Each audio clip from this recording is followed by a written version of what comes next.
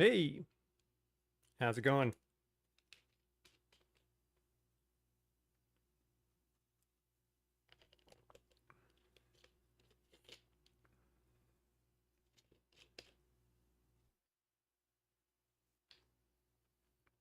I hope you're having a great day, beginning of the week. Had a great weekend, and you're ready to have some fun, code some stuff, vibe, code some stuff, and hopefully we get to play a little some video games at the end. Just give me one moment because the stream is doing that thing when it's going boop, bleh, boop, bleh. Are you okay, OBS? You good?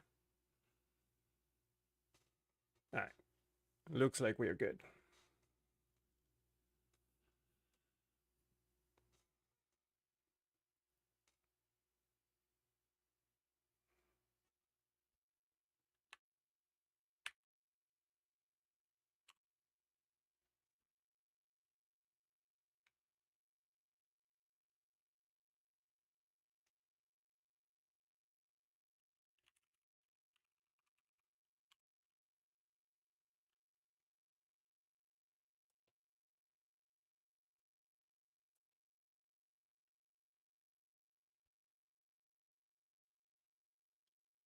And here we are. All right. Yeah, do all the things. I know you're waking up.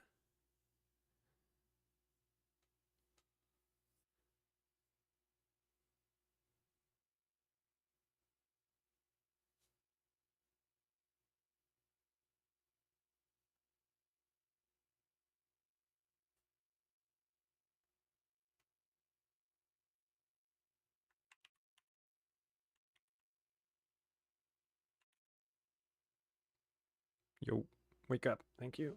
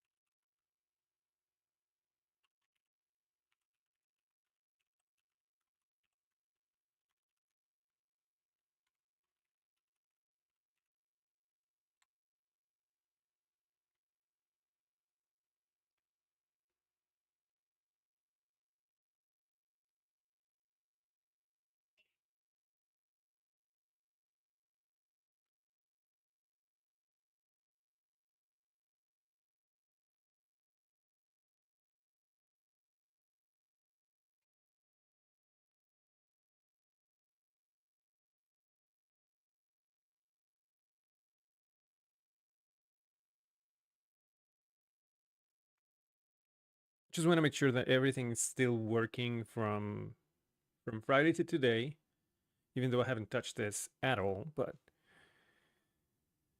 just to make sure that nothing broke on its own can happen.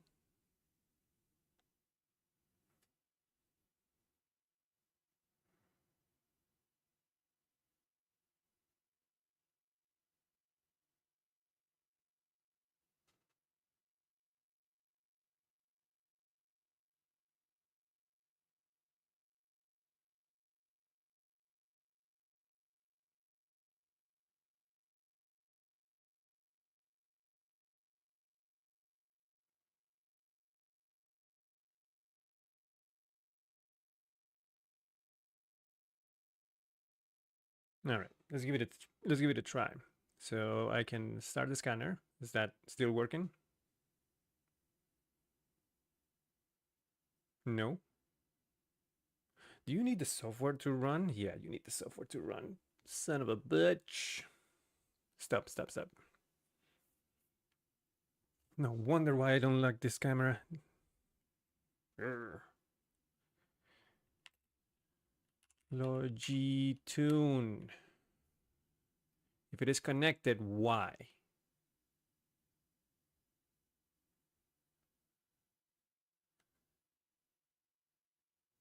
Yo, it's right there. Camera access. Why?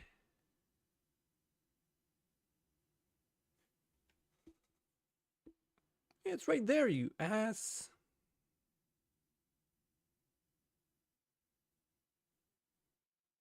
Dude, swear to God, Logitech makes crappier and crappier software. I don't know how they do it. I'm gonna revoke your permissions, quit and reopen. I'm gonna give them again, quit and reopen.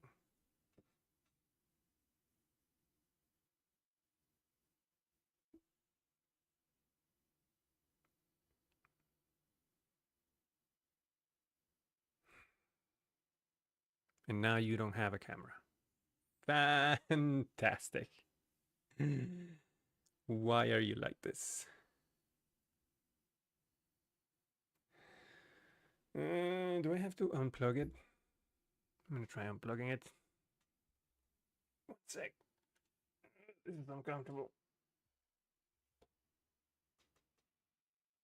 Which one is it? Ah, pop and pop it. Pop it back. There it is. You are so freaking stupid.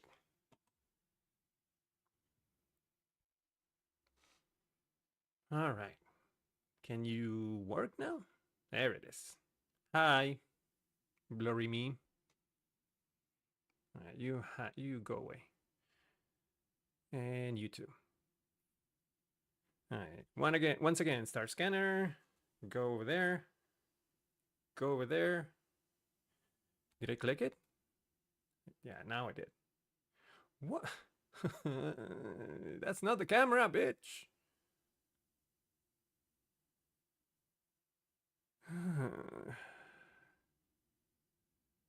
Why are you using...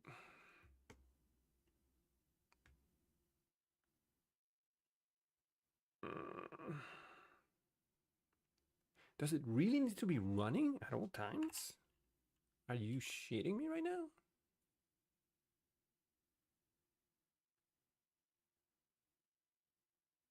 How do I switch camera?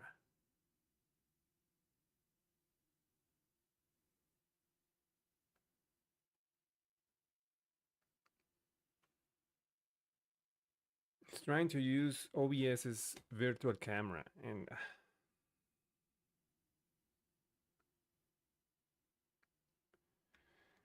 I hate it.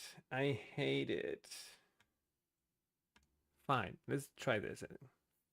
It's gonna be weird, but let me try it.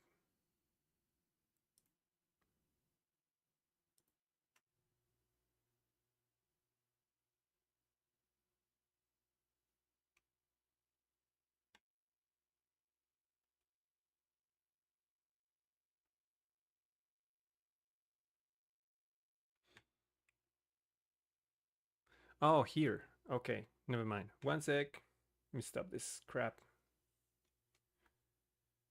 There we go. Why can't I use a different camera? Alright, stop this crap. I'm going to close you and open again.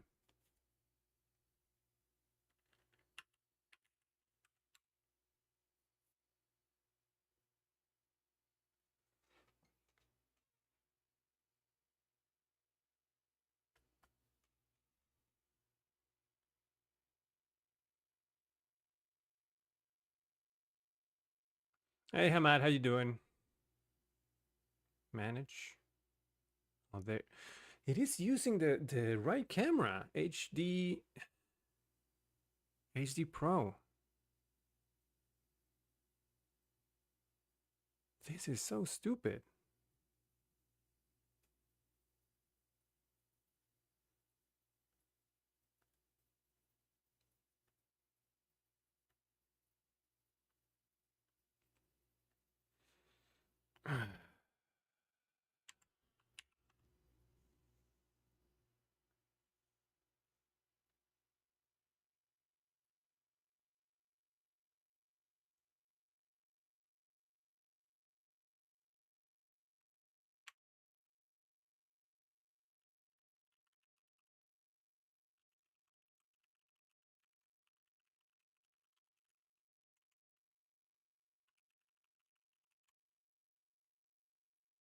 Really? There you go.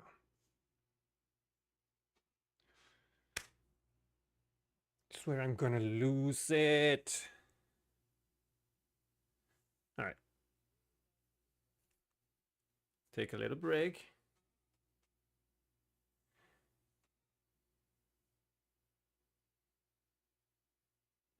Do I sound that low? Really?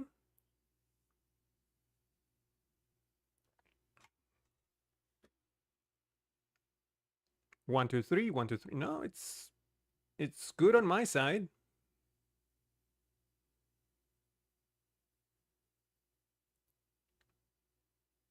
Nothing wrong on my side. It's the same volume. I did turn the music down a bit, though. Maybe that's it.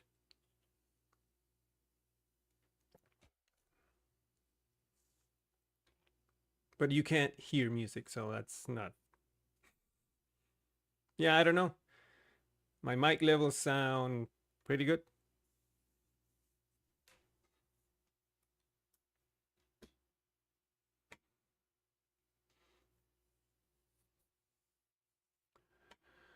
Yeah, it's right there. It's connected. I don't know why you are being like this. I'm going to restart my computer because I hate doing this stuff.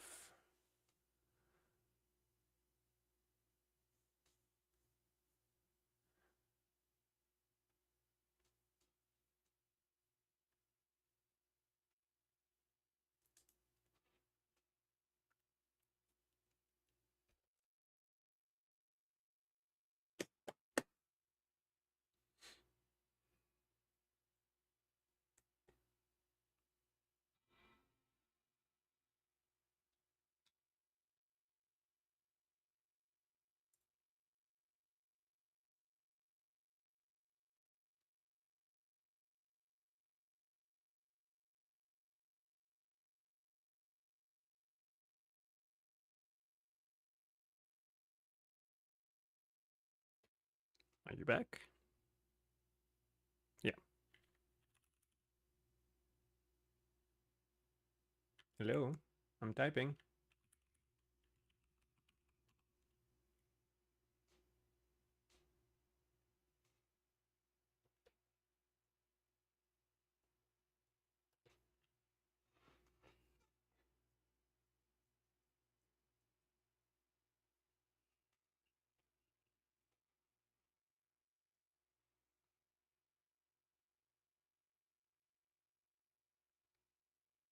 All right. Let's try this in the right order because apparently that matters in this case.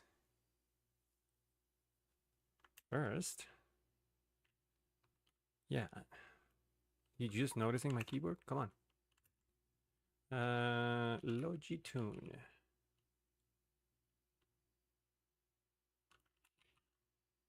Really? You don't know about it anymore?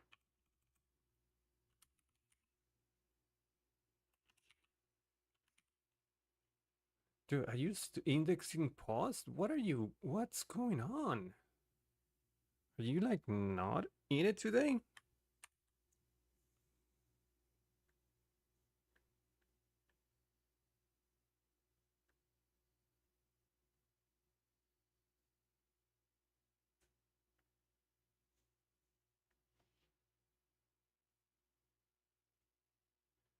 All right, camera is up.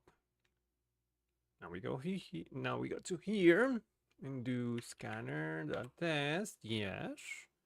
And I'm logged in already by some reason. Maybe local storage. And we click start scanner. Please choose the god damn it.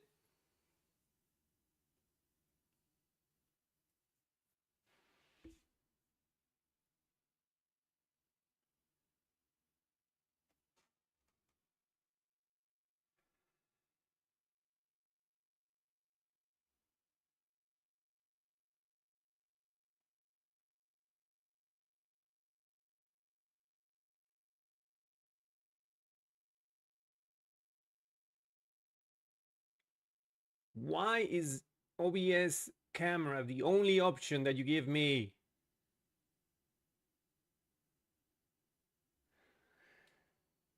I hate this so much.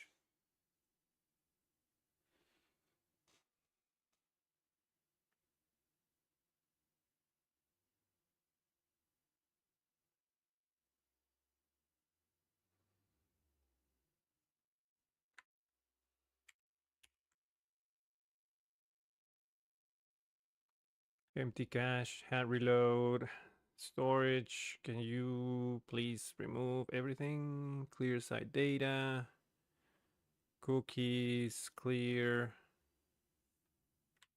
quit, HD Pro webcam.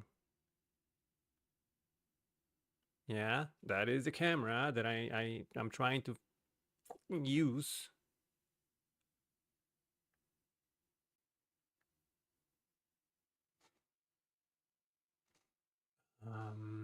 What else? Is there any settings that I need to?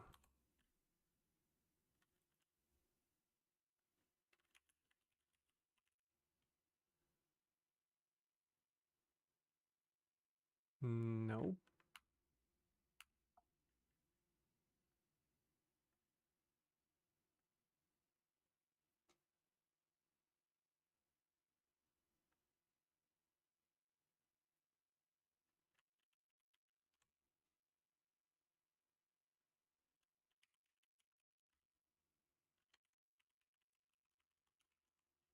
It's not example, it's admin.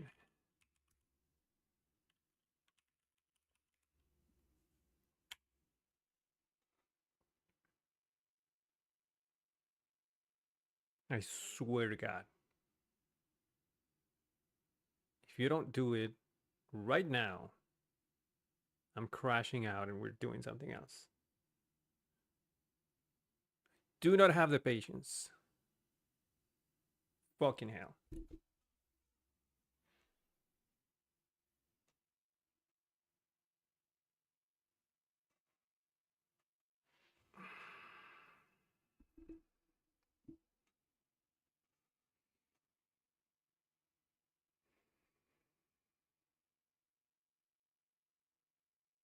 And look, camera gone.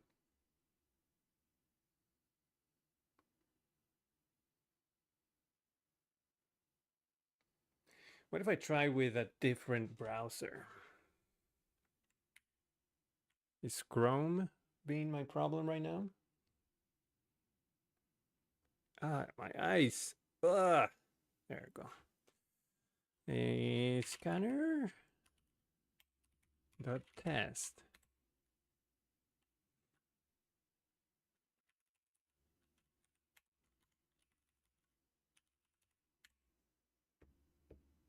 No, thank you. Yes, allow. Freaking Chrome, dude. Freaking Chrome.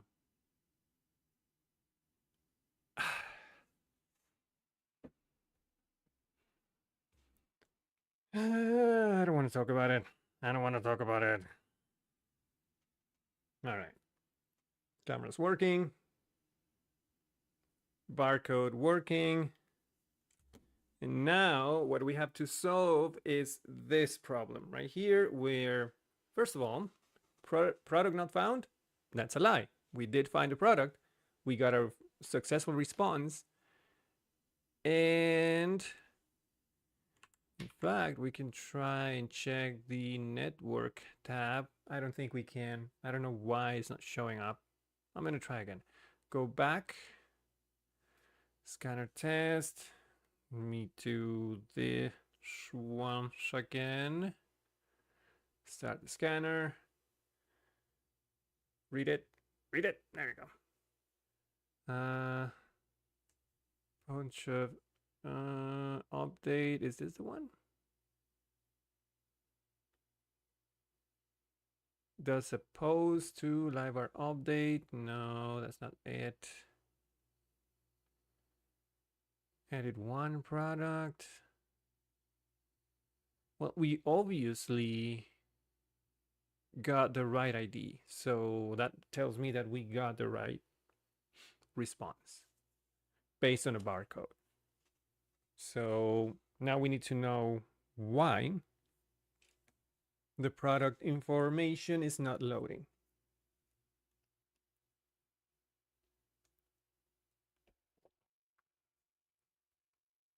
I don't remember reading this component, so I'm going to do that first. And then we're going to tell Claude to solve all my problems in life.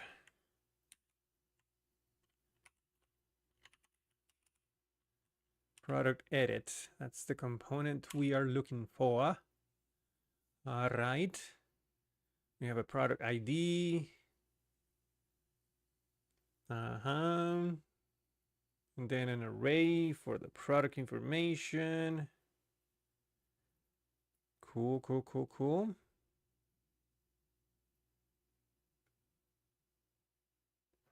You know what it is? I don't think we have.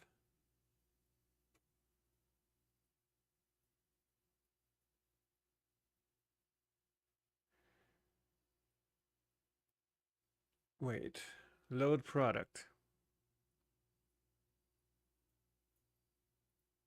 Oh, look at what it's doing.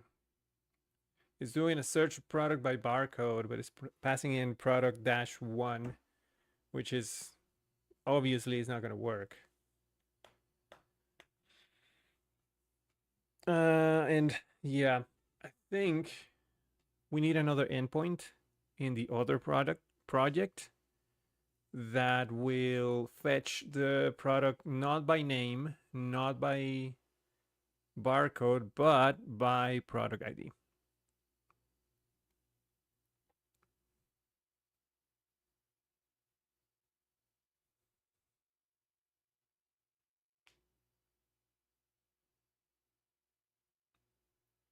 Yeah.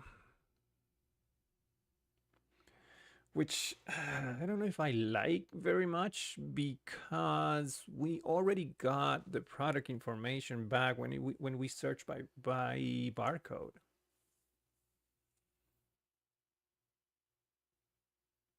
Is there a way that I can take that response and use it to fill up the form ID included without having to make another fetch to the server just to do the same thing all over again?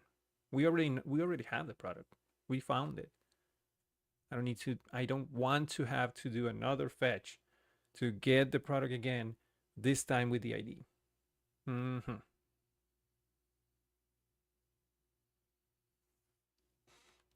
If we go to home,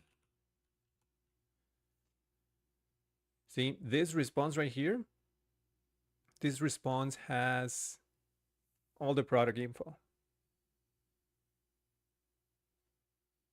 It's in data.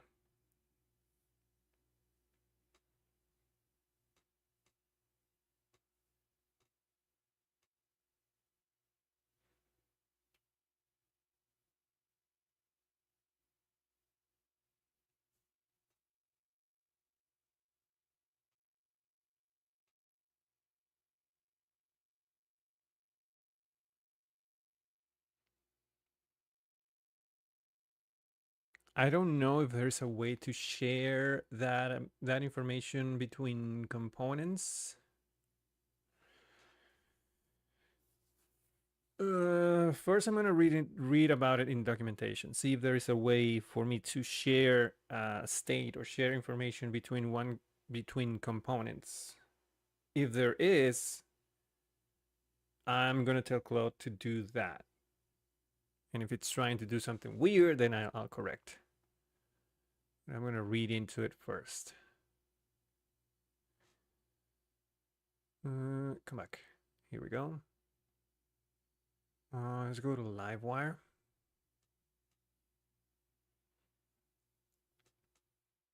Components. Creating, omitting, setting properties, sharing with the view,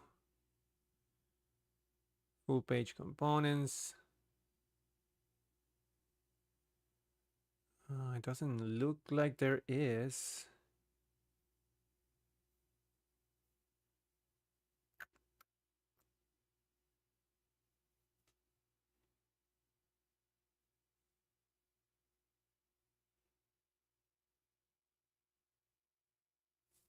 Hmm.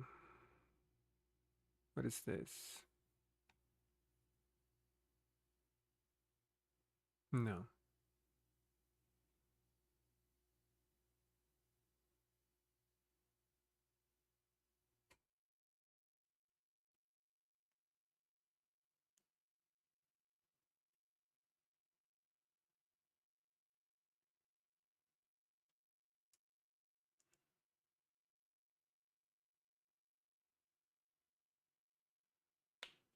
Hmm.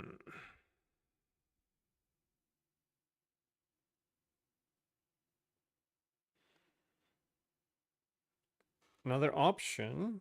No, but that's dumb.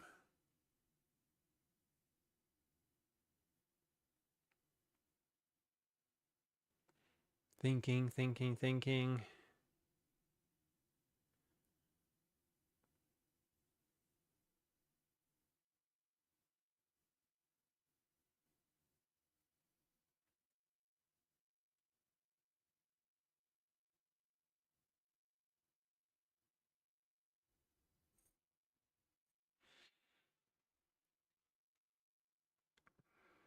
All right, let's do this.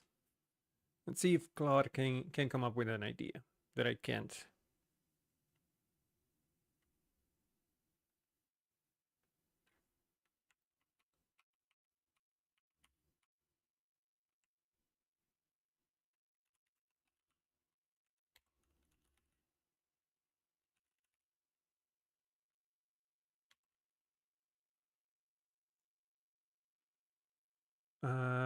But first, let's create a branch for this new feature or this bug fix. Um, let's ask Claude to stash all changes, commit, and make a pull request.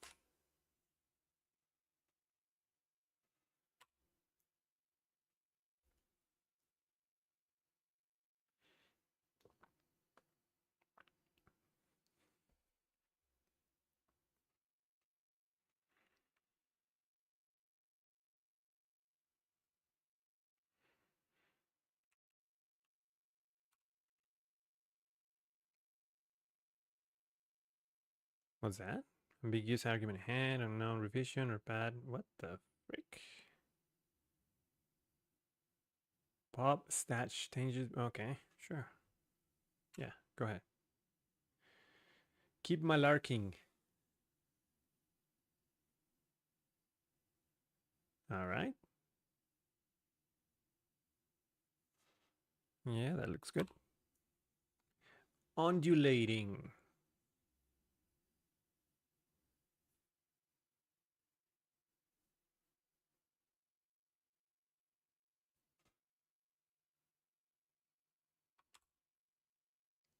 Distillating. Distilling. Yeah, go ahead. Sure. Hexing.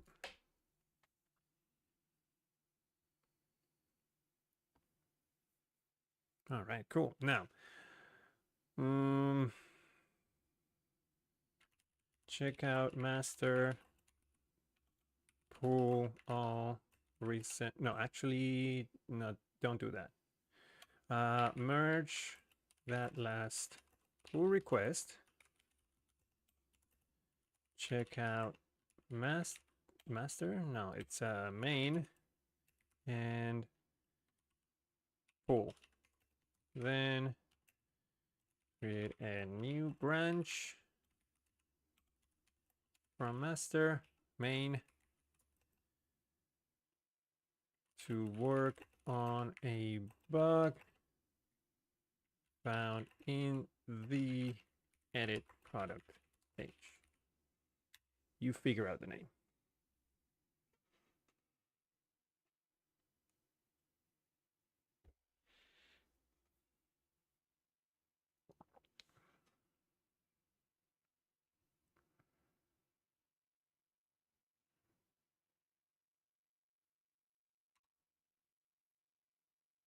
Hornswoggling. What the hell is hornswoggling?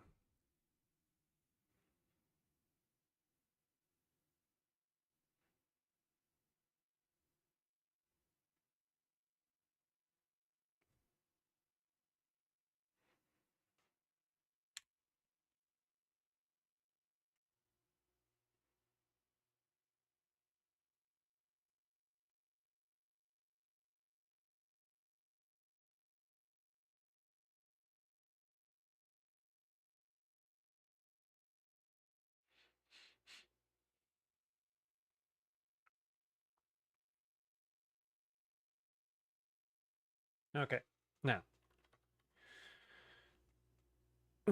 since we already have the product information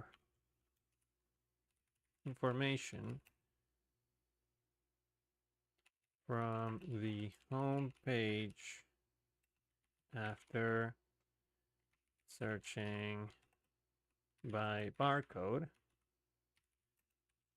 in the response object, response array. Is there a way to pass this information to the product edit component and fill the form with it?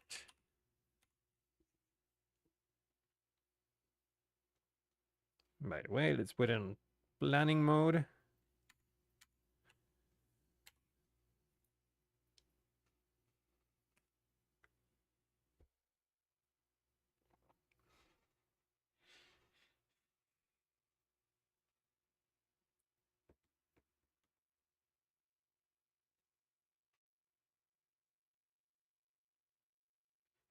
Laravel boost list routes. Yeah, go ahead.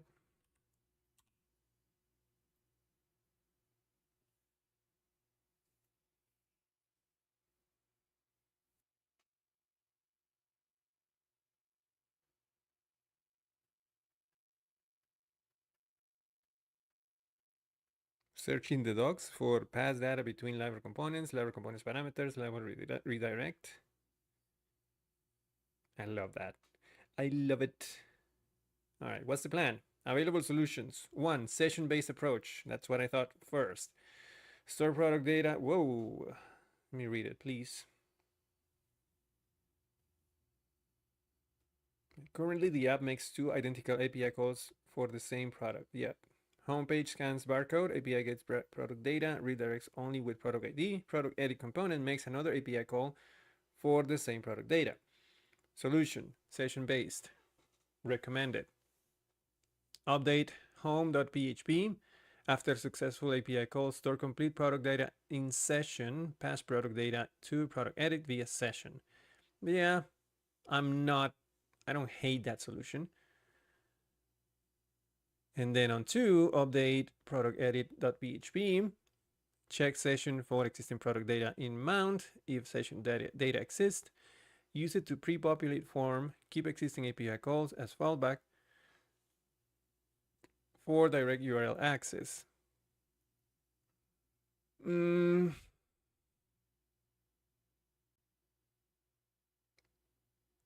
Sure. But I do have an idea of how to. Okay, no, yeah, I kind of like it. Eliminates duplicate API calls, faster page load for product edit, maintains existing URLs and routing, fallback mechanism for direct URL access. Okay, okay. Simple and Laravel native approach. Okay. The only update that we are going to have to make is for the fallback. If we are directly accessing that page, passing the ID, then we are going to need a new endpoint. But that's fine. It's totally fine. First look in session, then use the product ID. Okay, I like it. Implementation steps: modify home search by barcode to store the product data in session, modify product edit mount to check for session data first, update product edit load product to handle both scenarios, test both barcode scan flow and direct URL access.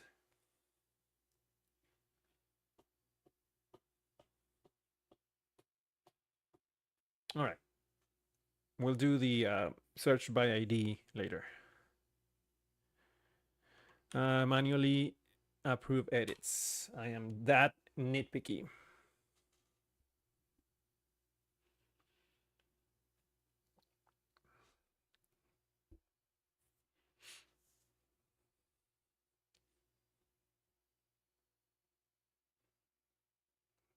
I was hesitant at the beginning because that was my first instinct. Use session. That was my only idea.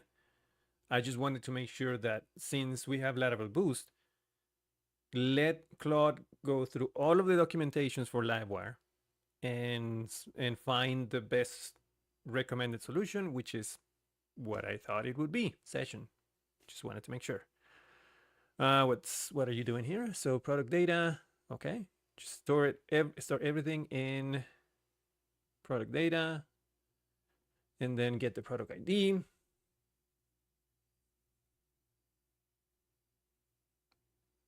All right.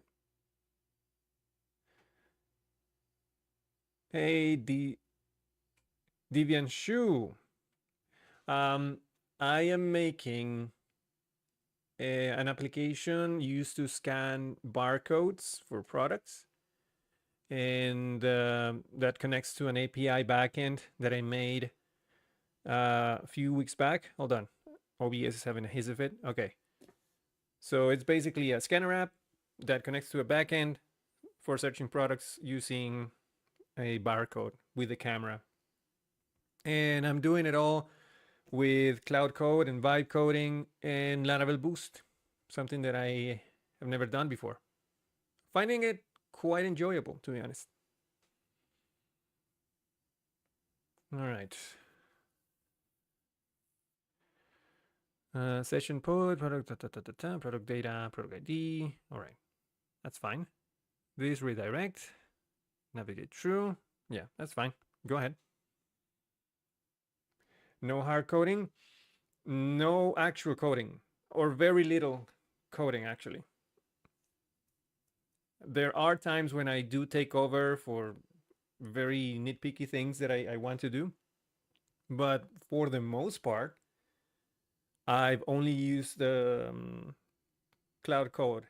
Yeah, and it spit out this.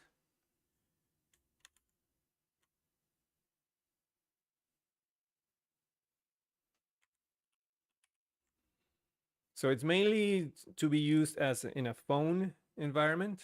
I wanted it to be native, but the QR scanner native capability is not there yet for native PHP. So I'm just doing it via web in a PWA using JavaScript. And it does this.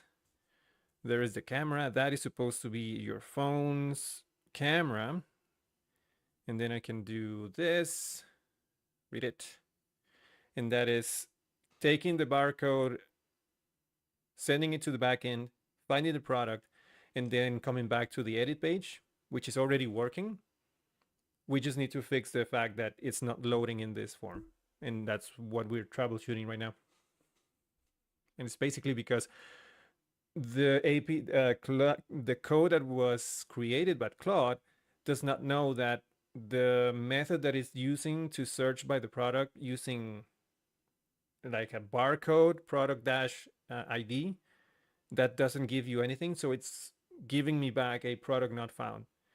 And what I need to do is, first of all, try to use the session. That's the plan that it's currently implementing, is trying to use, it's putting the product data in session since we already have it from the barcode search, and then loading it in the edit product. And if there is no session data, then it's going to fall back to find that product ID in the backend. Problem is the backend still does not have an endpoint for that. So maybe I'll code that myself. We're going to take a break for the ads. Maybe I'll code that myself, or maybe I'll just go with Claude into that other project and ask Claude to create that endpoint for me, which I think that's the approach that I'm going to do. Yeah. I'm going to take a minute break for the ads on for people on Twitch.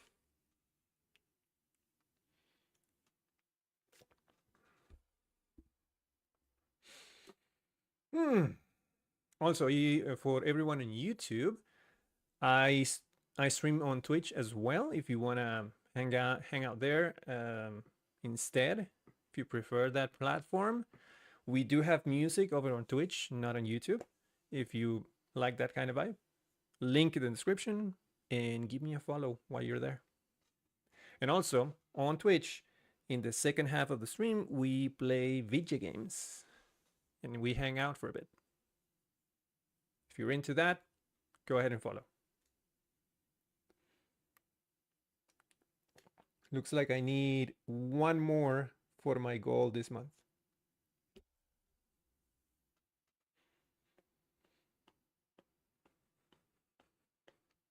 Who wants to be the one?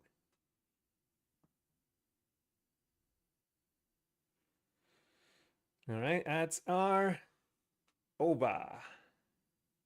All right. All right, what are you doing here? I already said yes, didn't I? No, I didn't. Okay, I say yes. Do that update.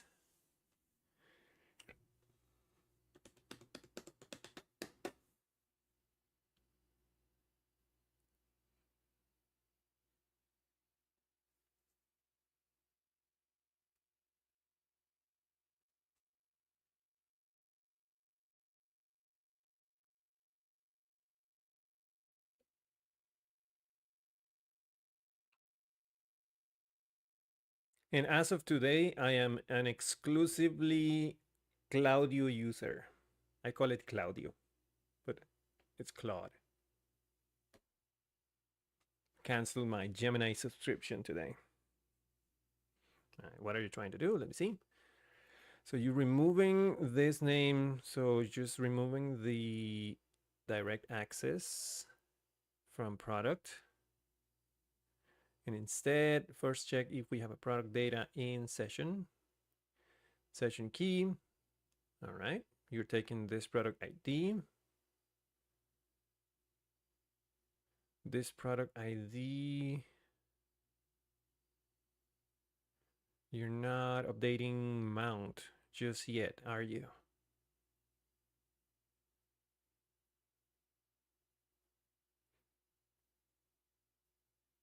Session product data. Okay. Get data from the session. Use the session data and clear it. This product. Okay. Session.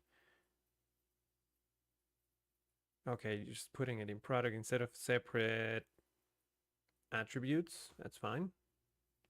And then forget the session key. All right. Populate form fields. This does not exist yet. I'm guessing you're going to make that next. I still need you to remove that loading thing that you're doing, Claude, because that is not a thing in Livewire. We'll do that next. And then fallback if we don't have any fallback to API call for direct URL access. Redirect to, if there is no token, redirect to login, navigate through. Why are you doing it there?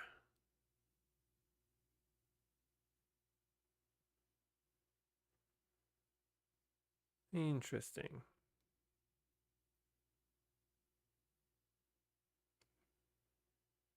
Oh, it's right there. Oopa. This is never going to reach this point.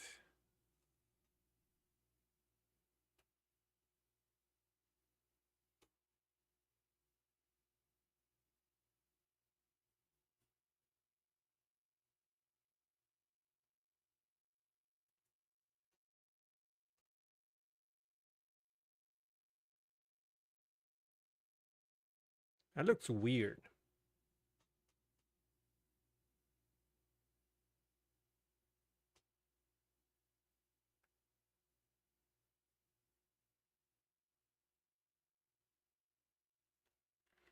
I don't. See the problem here? If no token, that means we are not logged in. Then it's trying to redirect to the login page. But in the same if, it's trying to populate the form fields. That's stupid.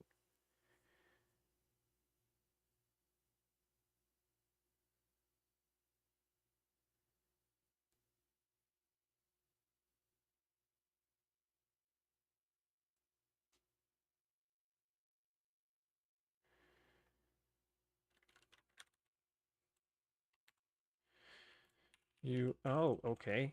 If I can type, you are trying to redirect and populate form fields in the same if statement.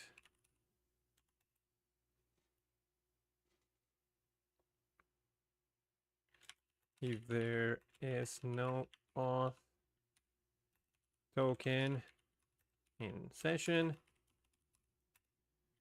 redirect, that should be a comma there, to login and finish execution in a different if statement.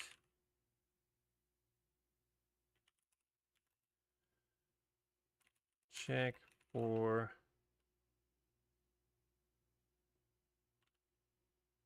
product session data.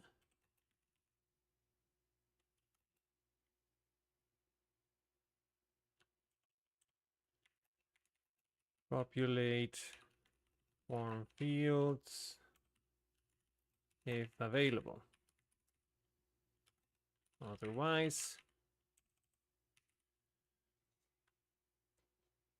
fall back to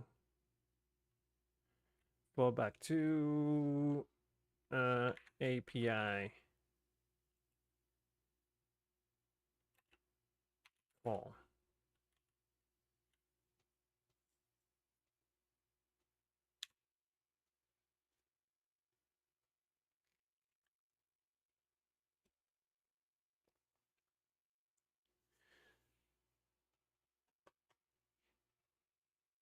All right, let's see. Check authentication first. Token session.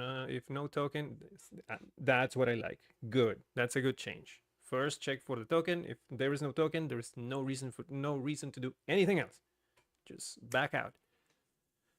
Then check if we have a product data in session.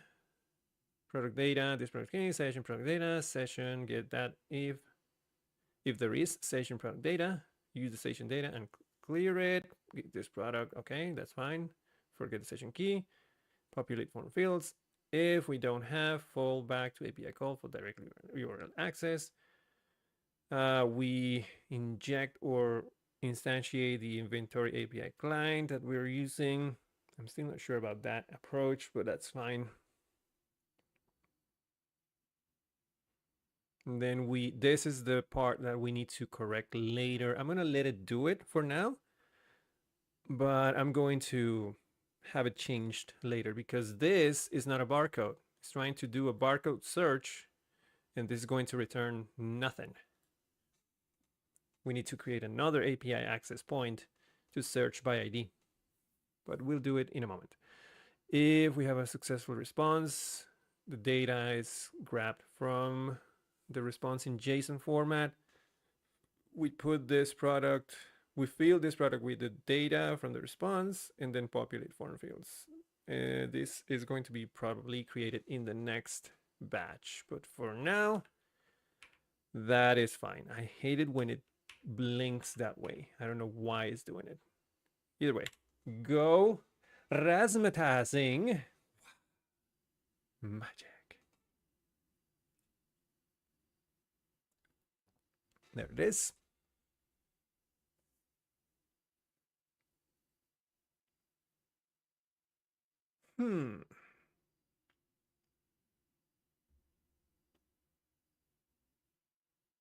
Not entirely sure, but okay. So this is where my Spidey sense are tingling.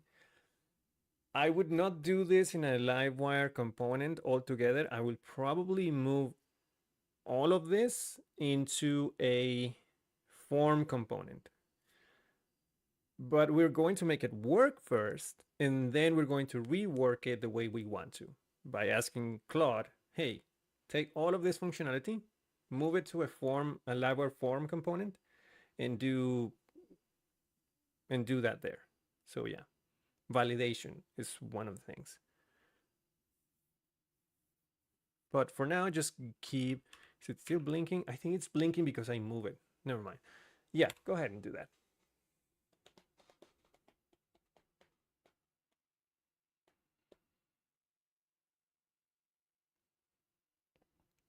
Okay, yeah, that is good. Product edit.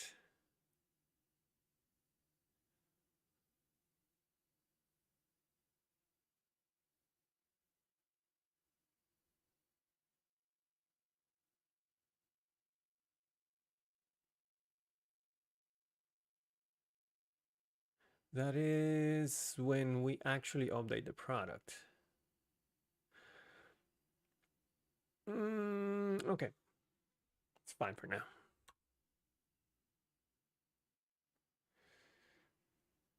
Yoshi boy, how's it going? Going good. Thank you for asking. How are you doing?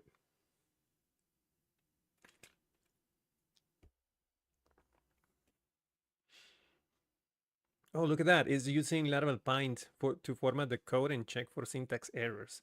That is Laravel Boost at play right there. Yeah, don't ask me again for vendor bin Paint.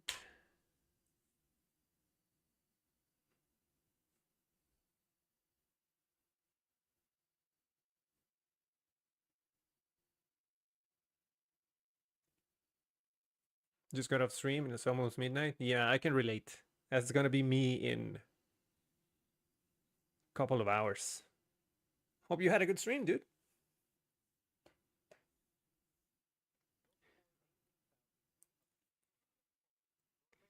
Dude, you're amazing. First of all, thank you for the follow. And second, you are my 200th follower. So we made it.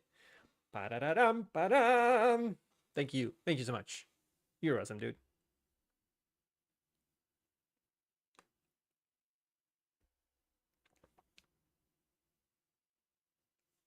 Working on Rust? Is that your actual job or is that like your day job or is that your stream job?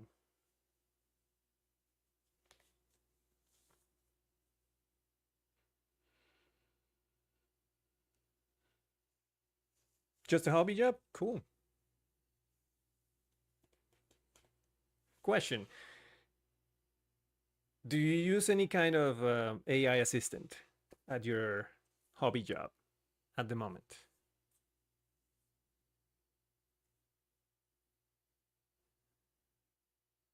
And do you have a moment to talk about your Lord and Savior Cloud Code? Sometimes. Dude, I've been finding I'm trying to sell this Cloud Code to my coworker. So far, he's impressed. And if everything goes well, I've been using it at work actually, like day in, day out. It's been great. If everything goes well, I might be able to convince my boss to maybe get a max license for the company. You're trying to sell yourself a better internet? I can, again, I can relate. I was in a crappy internet for like forever.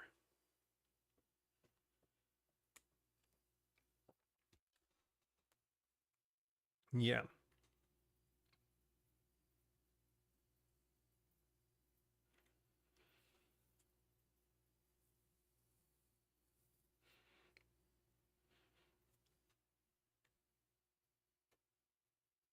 Selling sometimes to yourself isn't how to upgrade your internet, really? So you haven't even, I don't get it.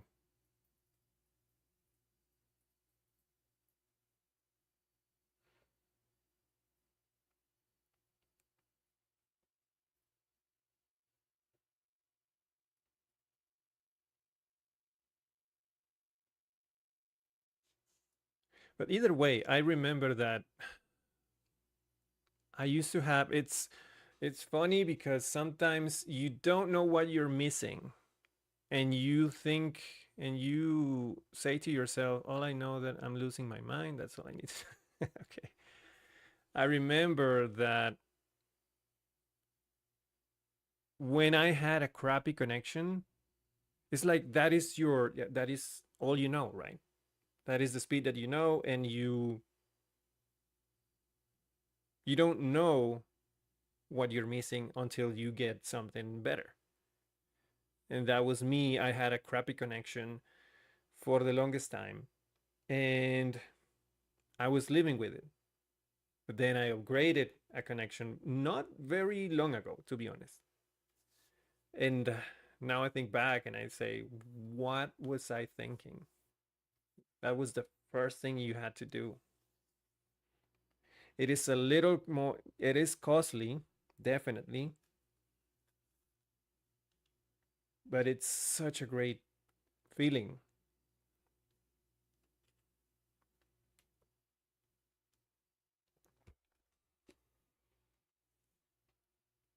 And it's not like I have the greatest connection, but I have the second to best speed that I can get on my area. And that has been awesome so far. So yeah, treat yourself to a little better internet. You deserve it. Edit component test. Okay, so it's reworking the test.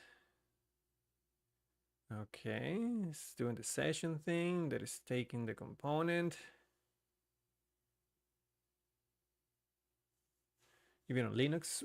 Okay, cool. Cool, cool, cool, cool. What distro do you use? I'm taking I'm taking suggestions because let me put the cap on this before I make a mess. I told myself that since I started streaming, recently I got a big boy PC for my streaming setup, and I usually and for the most part, I just work on Mac. I have a Mac Mini M1. That is my working machine. But my company actually got me about a year ago. They got me a laptop. Since I got my big boy PC, this laptop is just sitting there, not doing much. So I'm gonna turn this into my Linux machine. Yesterday I reinstalled Windows. I want to do a dual boot. I don't want to give up Windows altogether, but I'm going to install Linux on this bad boy right here. So I'm thinking, I think my first option would be Ubuntu because I have known Ubuntu pretty much forever. But I'm thinking about some other options other than Arch. So which distro do you prefer?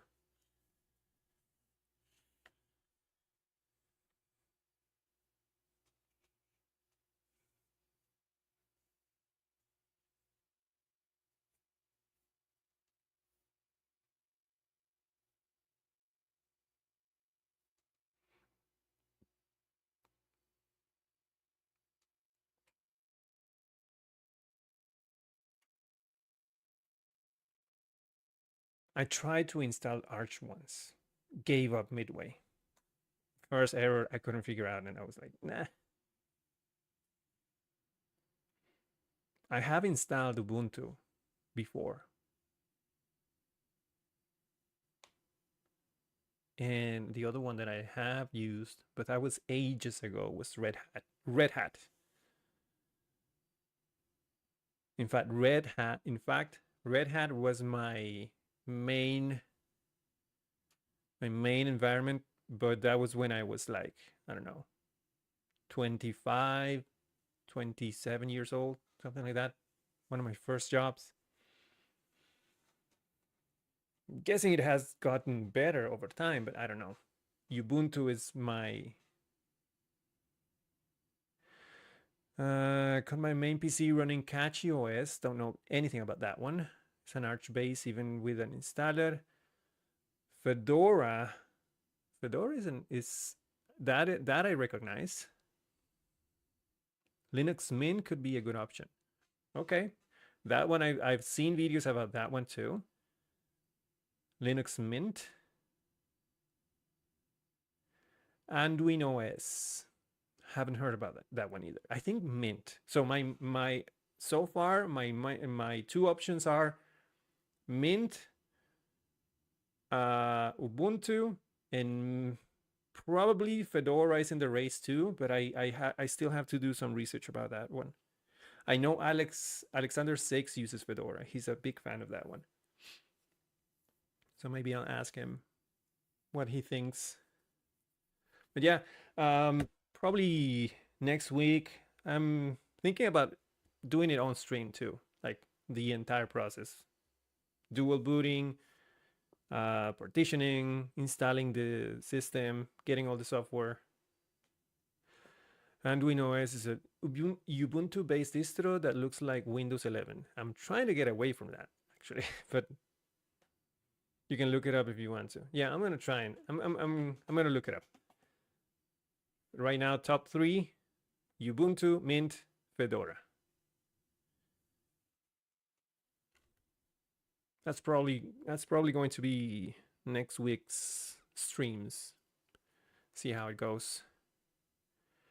And if everything goes well, I'm thinking maybe switching to Linux for my main driver day in, day out. For a few months at least. All right, yes, that's good.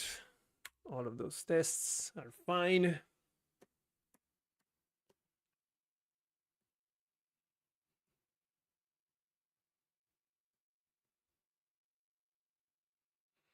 Okay, all tests are passing.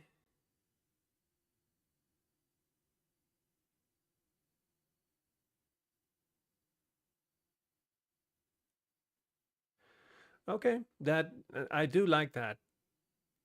Just so it's not so jarring of a change. But also, maybe what I like to do from time to time is break my comfort like a little bit, like give me a little shock in the brain. So maybe the similarities are not good in that case because I will feel more at home, and then my brain is like, oh, this is familiar. No, I want to like break the, I don't want to say monotony, but break the experiencing something different enough so that my brain has to start turning again.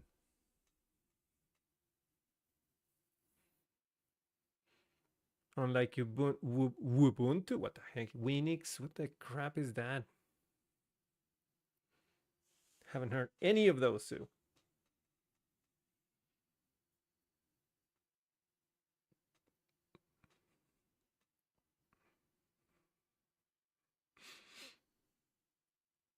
All right, all changes are done. Let me see. Let's go ahead and try it out, shall we? Let's go back to edit products. Let me reload this thing real quick.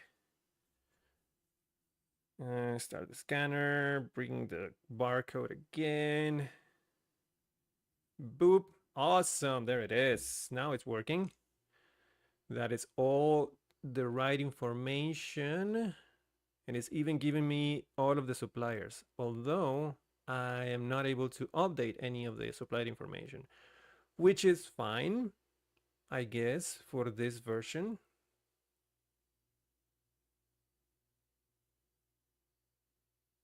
Is a crappy skid project? Okay. Yeah, I'm not even gonna look at it then. Thanks for letting me know. All right, so let's see if this actually works. I'm going to open another tab, maybe in another browser. I'm going to open the admin panel that controls the product information and see if it changes when I update it via the mobile app. This is, what was it called? I don't remember.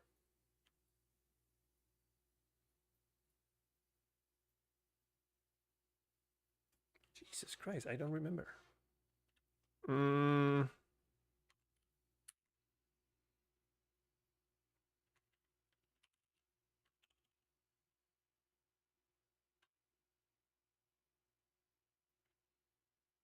Inventory tracker, that's the one.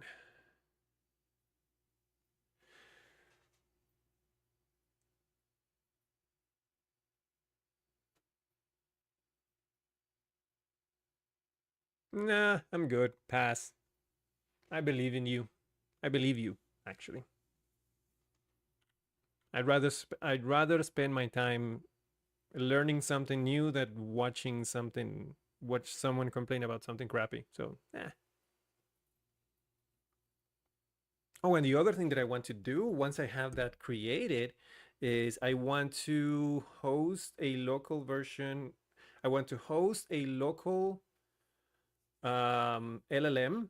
I think DeepSeek is one of the better options out there. I want to, because this laptop is actually a gaming laptop with a really, really good GPU and CPU. So I want to host an LLM using Olama, maybe DeepSeek, and I want to try out N8N for automation. See how I can introduce that into my daily work.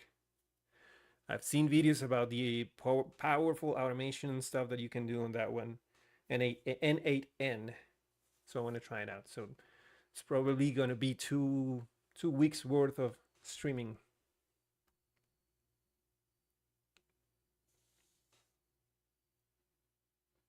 Not entirely Laravel related, but somehow I'll try to make it be. Oh, this shit again.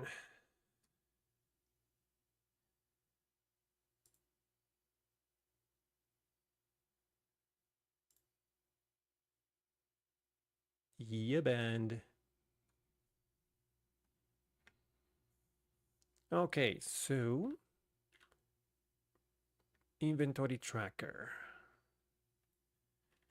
Inventory tracker, admin, and then we go to products. And right now we have two products. One doesn't have a barcode. So we're working with this one right now. I'm going to make an update in here and see if it actually sticks. Let's go ahead and call it test product again. Not updated.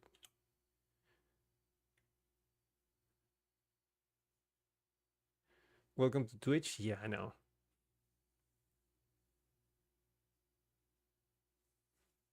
It is at least one a day.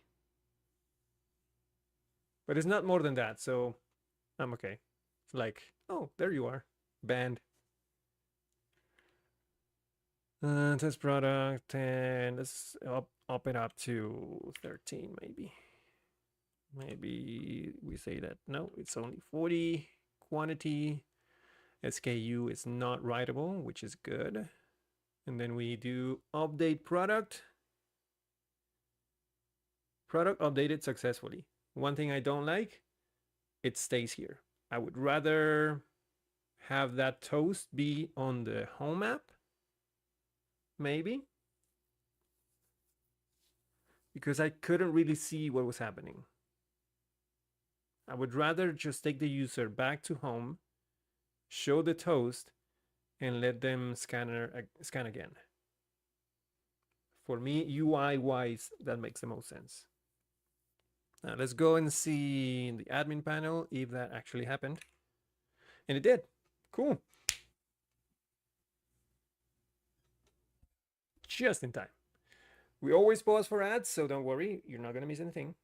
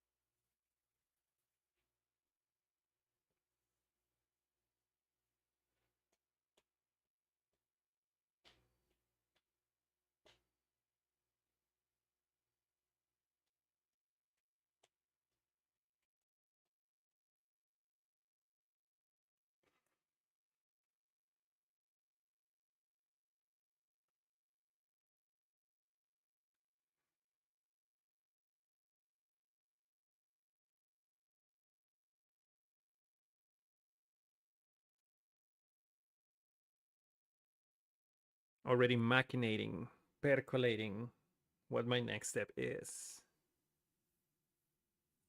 So we have the update. Do we rework now or just improve upon it? I think we improve and then rework. All right, ads are over. Shoo. All right, awesome. So we have a working update from the mobile app to the main panel via API. I think the next thing we have to do is we need an extra endpoint just in case there is no product session data available in the edit page. Maybe you know the URL or you access the URL directly passing the ID in the URL. So in that case, the product data does not came from the scanner. So we need another API endpoint to search by ID in this case, which is in this project right here.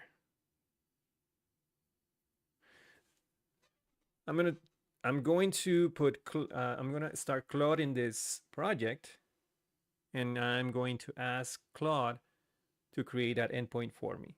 It wouldn't take too much. Frozen Apple, thank you so much for subscribing. You're awesome, dude. Appreciate that. It wouldn't take me too long to do it myself, but the idea is to try not code too much or at all, if possible. That's my goal. So, because I know what I want to create, it's easy for me to explain what I want, review what I get, and say no, that's not good, or yes, that's perfect. So let's do that. I'm gonna open a new tab on this one. Can I do that? There you go.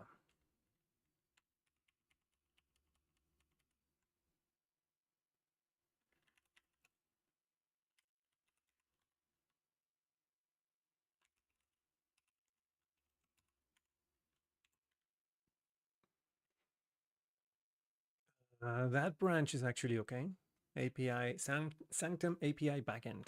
That was the last thing we did. Claudio, do you trust? Yeah, I do.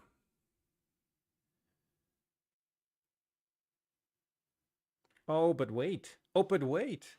I don't have Laravel Boost in this project. Haha. Let me do that first.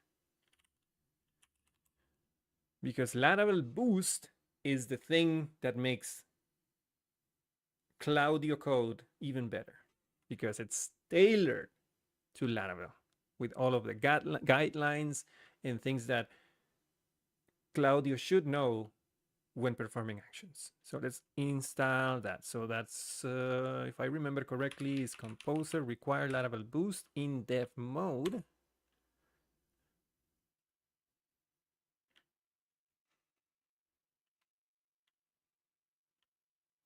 And then PHP Artisan Boost install. MCP server with 15 plus tools, yes, and AI guidelines for Laravel inertia and more. Yep. And the editor is Claudio Code and PHP Storm. And the AI guidelines for Laravel are for Claudio Code and Juni. I am not using Juni with PHP Storm, but it's good to have there. And those are the guidelines: Boost, Livewire, Filament, Livewire, PHP, Filament version 4, Foundation things, Laravel Core, Tailwind CSS version 4, Laravel version 12, Pint, etc., etc., and anything else. So let's see. All right, now that we have that, let's do Claudio. And now Claudio notices, hey, there is some Laravel Boost stuff in this thing. Do you want to use it? Yes. All right, cool. So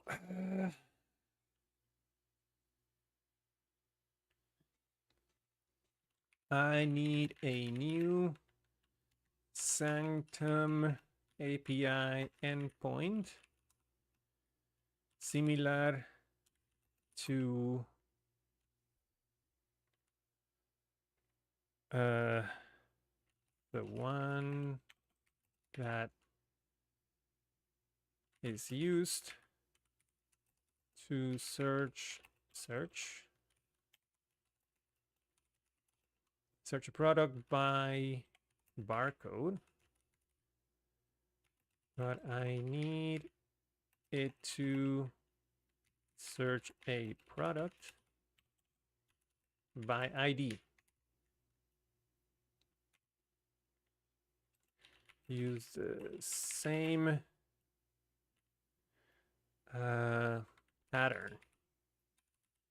patterns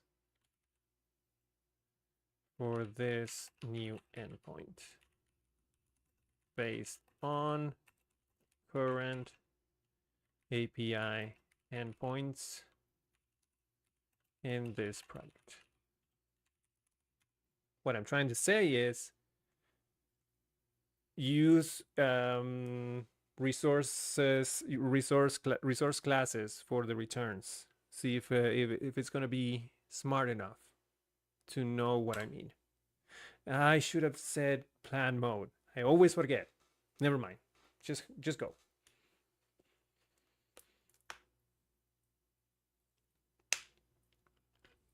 Create search product by ID request. That's good. It's good.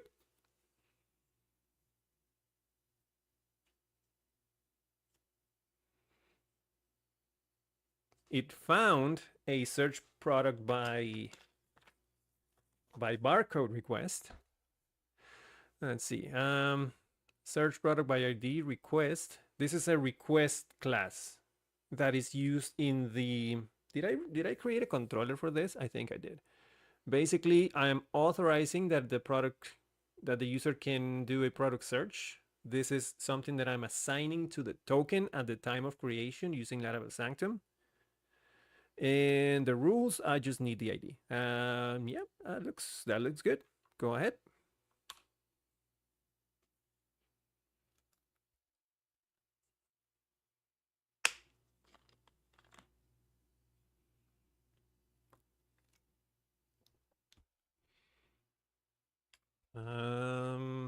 Yep, go on.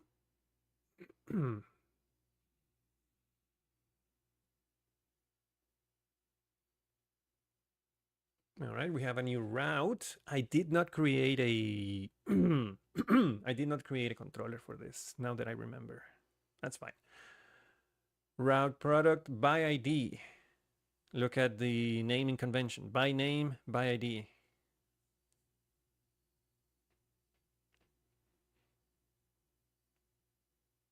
But you know what? We could I'm going to tell it to do something different, because I would do it this way. Instead of saying product by ID, I would say product and then open in curly brackets product, right?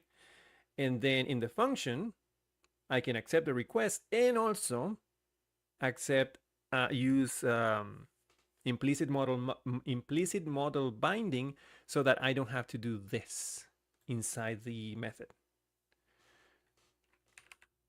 And that is the Laravel way.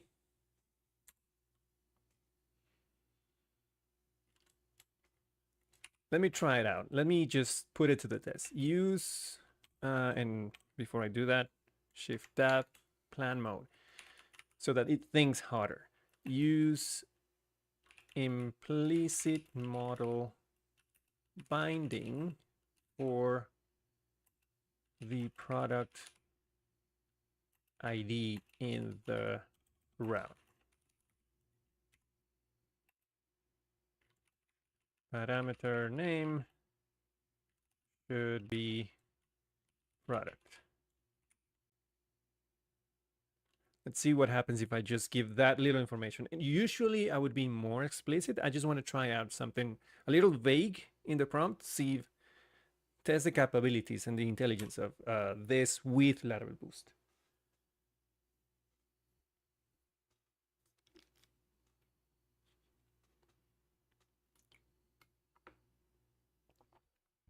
And this is what I like about using plan mode first, because I can read and see, okay, this is what I'm going to do. Do you like the idea? Cool, I'm going to make changes. Create the search product by ID request validation class, already created. Follows the same pattern, blah, blah, blah, blah. Add new API route with implicit model binding. This, I don't want that. Just product and ID. Well, no. I think that's fine because that could be confusing with product by name. Yeah, that's fine. Not using context. What do you mean not using context? Hi, RFS. How you doing?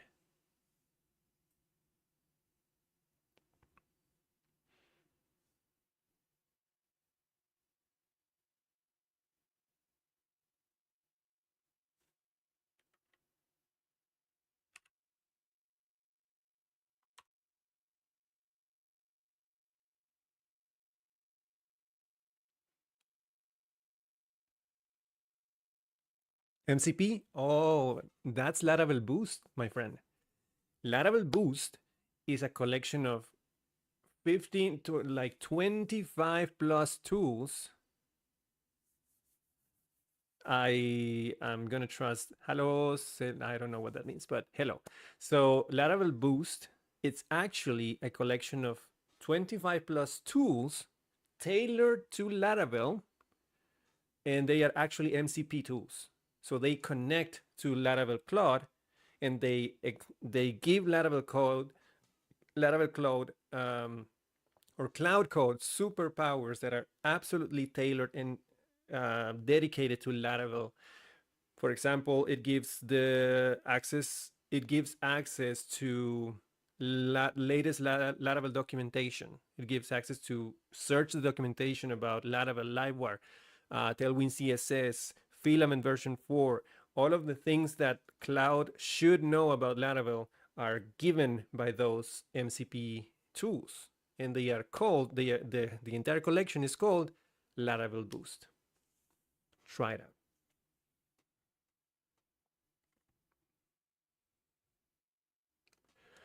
Route post, product by ID, function, serpent requests, and that is the product. That's good. And it's actually trying to use a product resource. That's what I wanted. Oh yeah, it is. It's incredible. It's an incredible superpower for working with an AI assistant like Cloud Code, or you can even use it with Junie within PHP Storm if you want to. But I'm using Cloud Code because I've seen people use it. Hello, sir. Good morning to you, Rafli. But yeah, it is. That is actually what pushed me. I was on the fence about using Cloud Code and letting it modify my code in any way or form. But then when Laravel Boost came out, I was like, yeah, I'm in. The fact, the thing that convinced me is the fact that it can now go and check the docs and search the docs for information. That is something that instead of relying on outdated data and based on the cutoff of the AI, no, go and search the latest documentation about Laravel, Filament, Livewire, Tailwind, and a bunch of other stuff. So it gives an incredible power to an already very impressive AI assistant.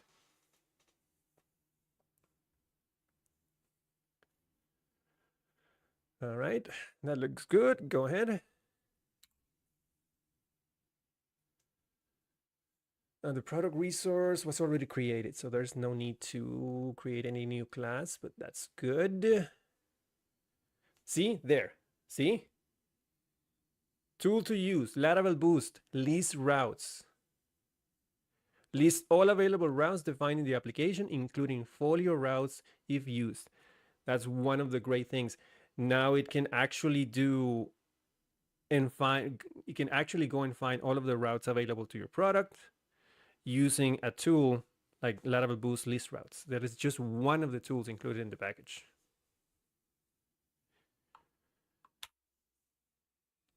And for debugging, the other thing that I noticed for debugging is that in the browser, there are, it's actually collecting debug information in the browser. And if you want to troubleshoot some error, JavaScript or otherwise, it actually has a tool to go and check errors in the browser. And based on those logs and those errors, troubleshoot the error and give you a fix. Is it available for a free account? Yes. Yes, it is. Although you might want to be careful with your tokens on a free account, but it is definitely available. Yeah. All you have to do is install Claudio Code, install Laravel Boost in your project before you start Laravel.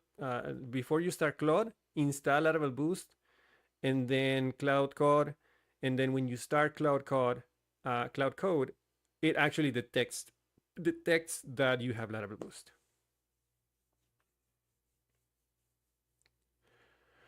Okay, what's that? Can I ask something?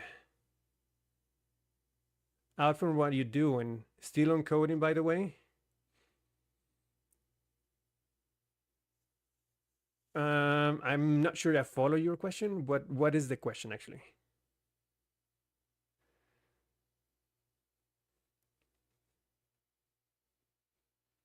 You're talking in a language that I don't understand, so be respectful though, please, even though I can't actually understand what you're saying.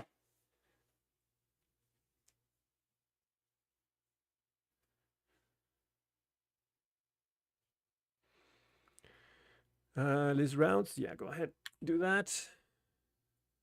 Testing the new endpoint.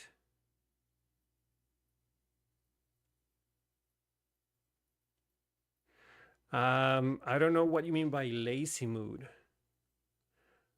Not really. This is, I'm gonna be really honest with you. This right here, this what I do right now, it's a hobby. I have my day job, and at my day job, I just have to log in and just do my job because it's my job, right? Even though I like what I do, it's my job, and I understand that I have to fulfill my obligations no matter what. After my job, streaming and doing this is something that I do because I like doing it. But it doesn't mean that you're always going to be at 100% and you're going to be always with the energy and the power, and you're not, as with your own words, you're not lazy or not feeling lazy. But when that happens, take a break. It's all right. If you don't feel like doing something at that moment, maybe it's because you just need to do something else, or just take a break from what you're doing so that your brain resets and you can come back to it later with renewed energy. It's not a crime to take a break and just do something else.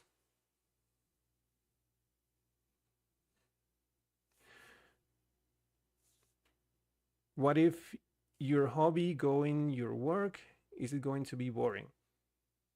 I'm not sure I follow.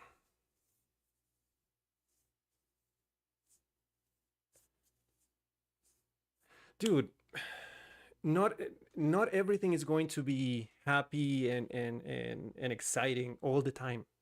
There will be times when things are boring, and that's okay. Embrace the boring. When you feel bored, I don't know, go outside, take a walk, go to a park, play a video game, watch a movie, do something else, reset your brain. Your brain gets bored because it doesn't get new information most of the time. And it's fine that you're boring sometimes. It's a normal situation. It is nothing wrong with it. There is nothing wrong with that. But just trust that it's not going to be always like that. Sometimes things are going to be super exciting. Sometimes things are going to be boring. Sometimes things are going to be super happy or sad. It's all part of the normal experience that we're all having. So don't worry.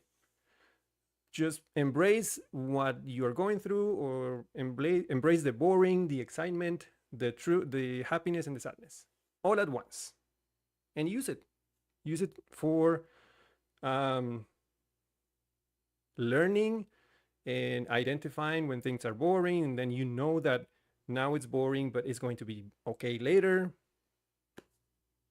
It is because no matter what, things are not going to be always boring.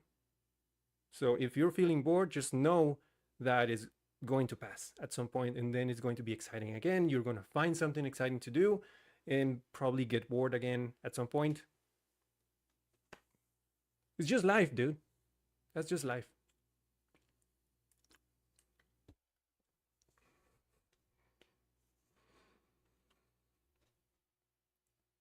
PHP artisan route clear.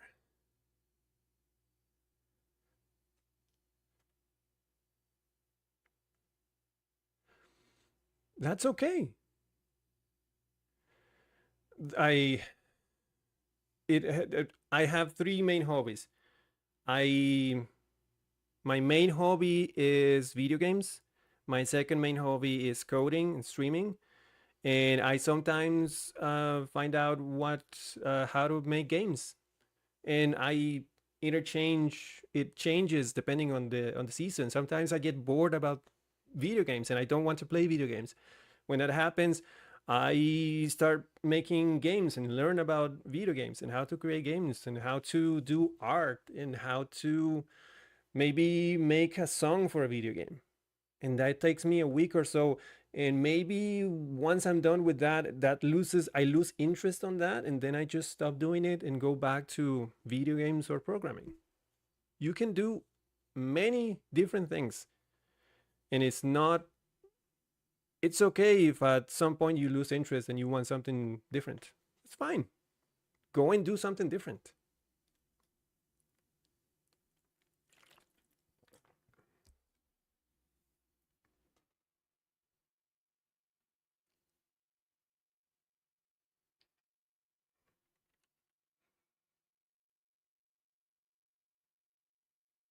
Yeah, exactly. It doesn't disappear forever. It's just that you don't want to code for a while. And you play video games. And when you're done playing video games, you go back to coding. Or maybe you want to do something else. Whatever it is, you're always learning from it. So don't worry about it. Just go do shit. Go do shit. Don't worry about it. Happy to help.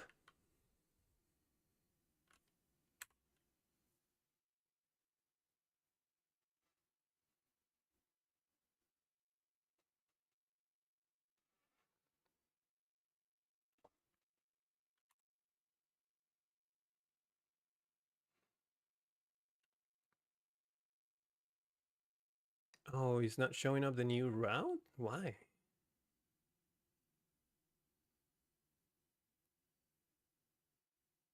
Hmm. Yeah, go ahead and check. Syntax. I wonder why. It is trying to test the new route, but it's not showing in the list of routes. Have you tried Filament version 4? Yes. Filament version 4. Not extensively, but I did experience some of the new things in it. This panel right here, very simple, but it's version 4.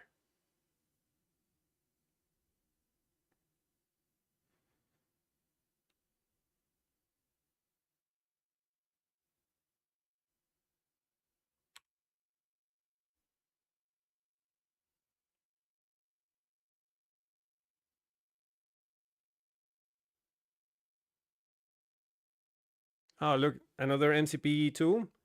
It's trying to use Tinker to find out what the problem is.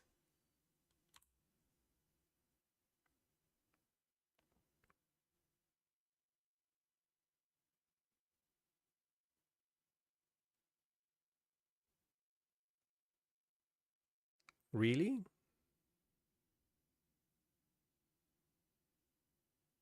Really? Why are you trying to do hash?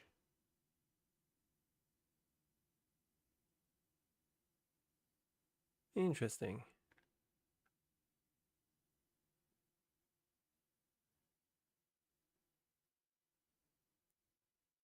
I don't know if that's correct. You need to add the missing hash import? I don't think so. Why are you trying to do that? No.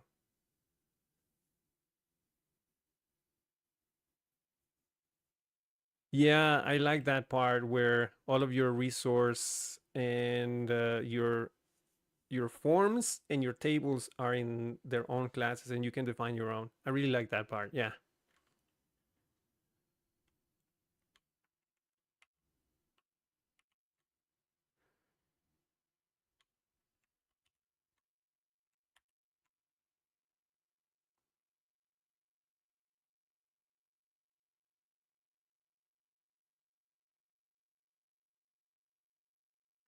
I don't know. Let me check.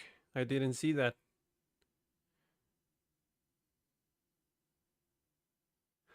I don't have visibility on what it does. It's just another MCP.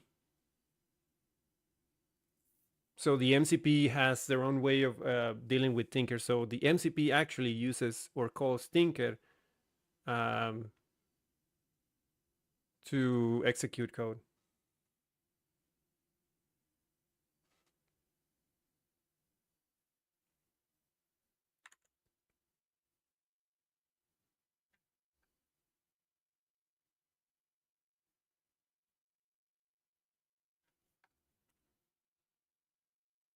It thinks that this is going to solve it because we're using hash here. But that's an alias. That's not really the problem. Yeah, no, but since it is an MCP and it's created by Laravel, it doesn't hang the doesn't hang the chat at all. That's the beauty of it. It just knows what to do.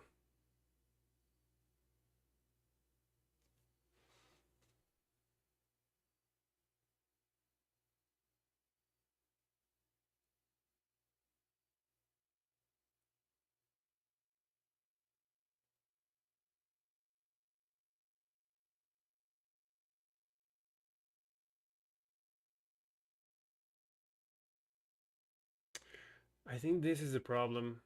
See this? Well, not really, because this is a put request.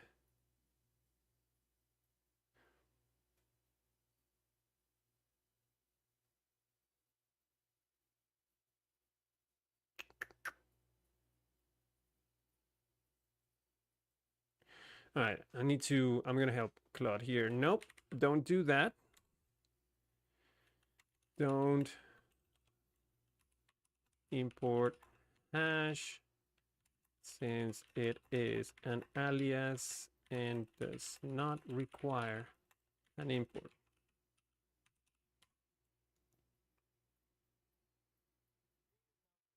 All right, take a little break for the ads.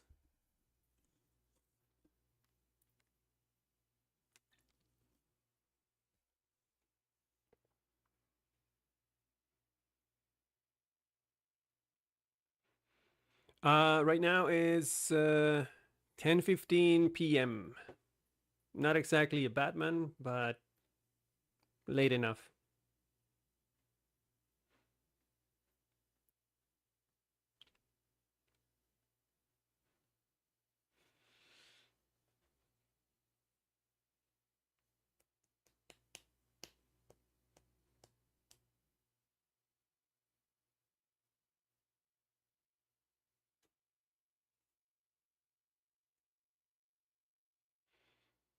Let's see, what can we do? Let me read about what is going on here.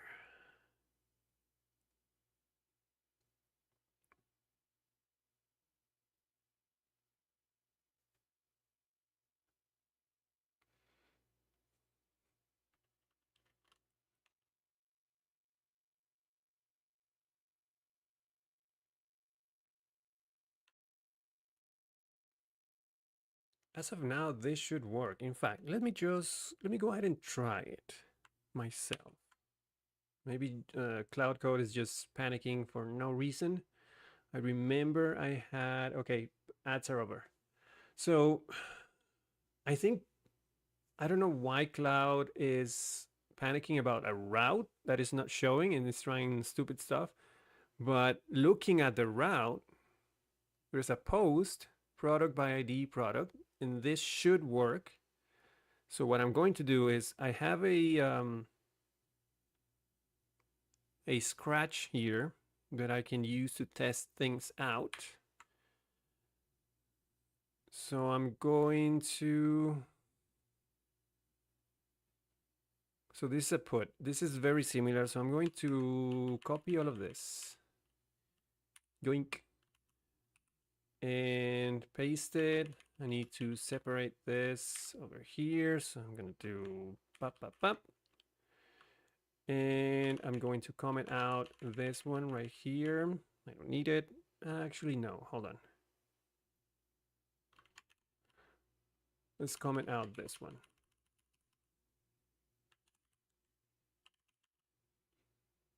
All right, I'm going to delete this response because we probably need a new authentication code. So remove that. And then down here, instead of product one, I'm going to do product by ID one. Instead of a put, I'm going to use a post, which is what the route is doing. Pass the authentication token, and there is no payload in this case. So it can be an empty payload like that. And let's see how it goes. Run everything. Okay, don't see any errors. So the first request gives me an authentication token. Perfect.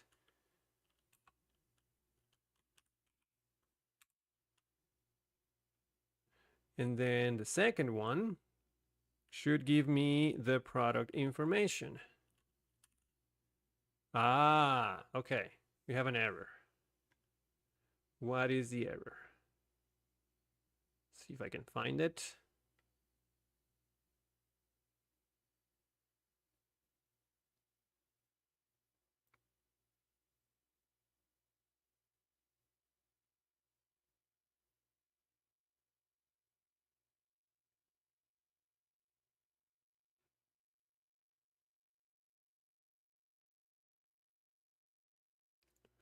Wait, is this the homepage?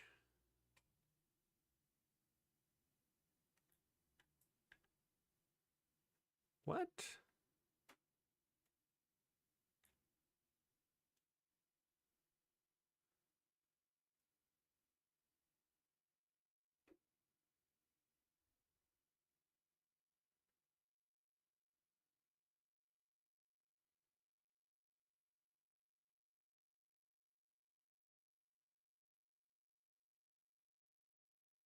What is going on? What is this page?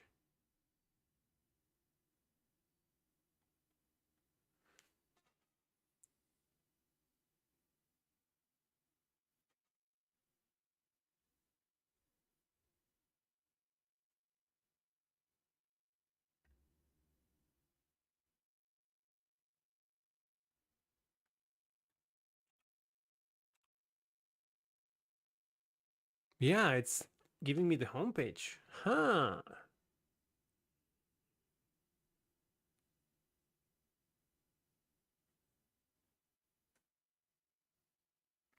Interesting.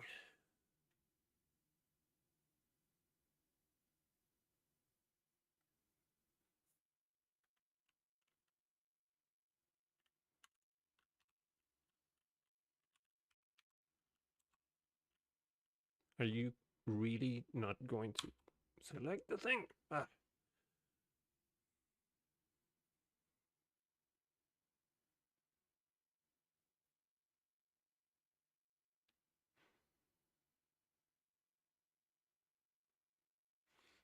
What if I do a get instead?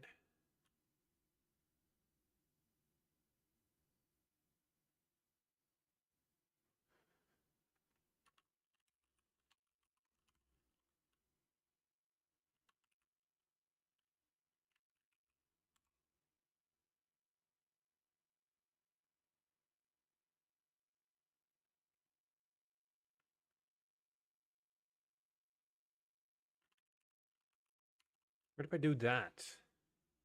What happens? Still protected by Sanctum. And in fact, let me do something real quick. I'm going to unprotect this just to give it a try in browser. So I should be able to do API product by ID 1. There. Token can on null. There is no, okay, I know why. Because we're trying to authorize with this just for the sake of testing.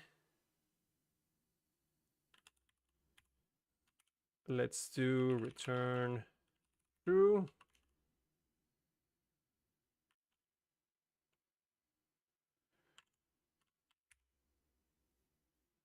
It's redirecting.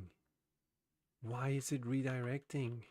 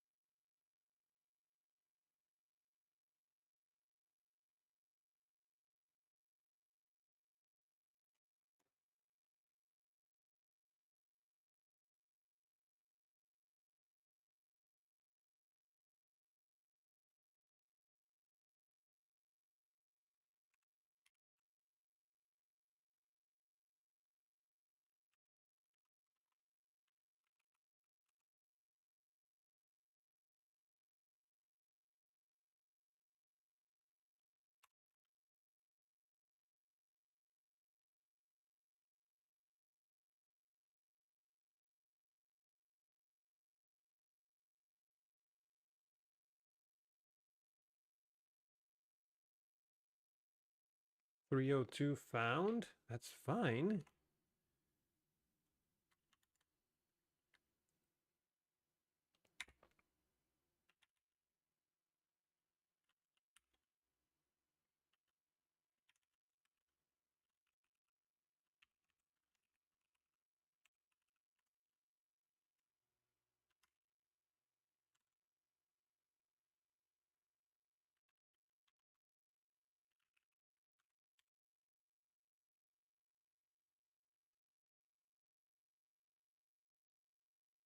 Why is it redirecting?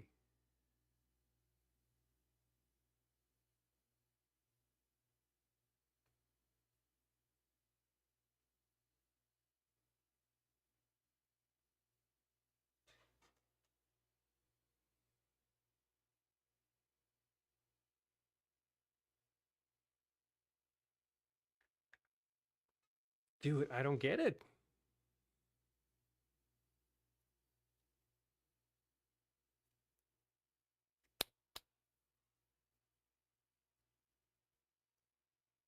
All of the other API endpoints work just fine. It's just this new one.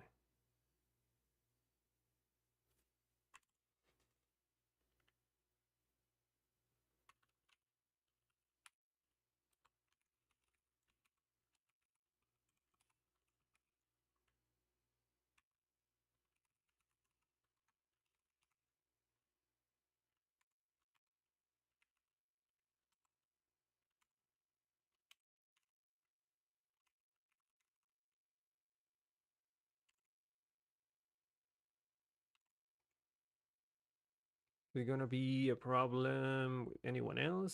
Search, login, auth login, product search, product by ID, product test, product by name, product. That's a put. I don't care.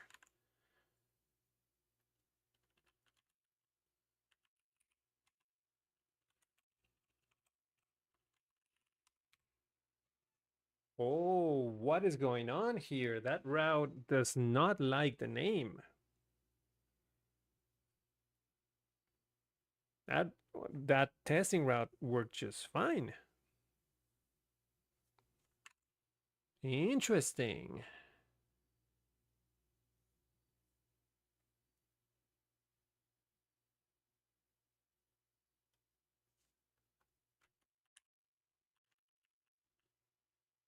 Search product by ID request.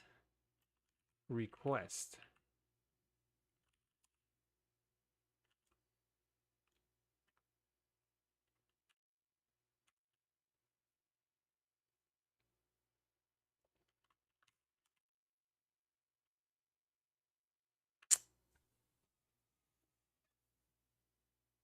That is the problem.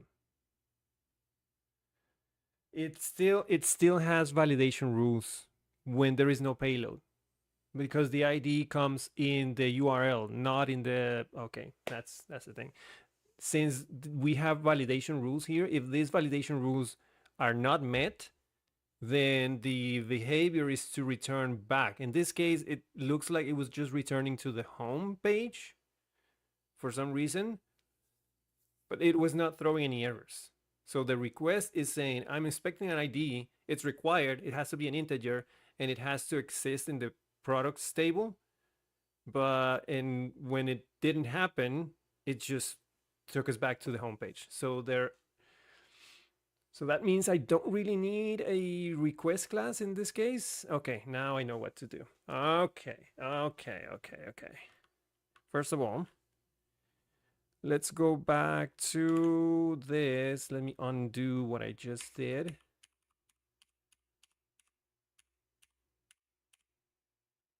Okay. Oh, keep going. Leave it as it was. Product. Good. That's fine.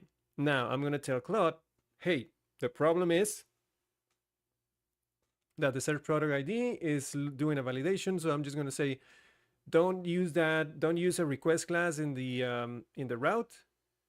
And actually, this is actually a post. Post is fine.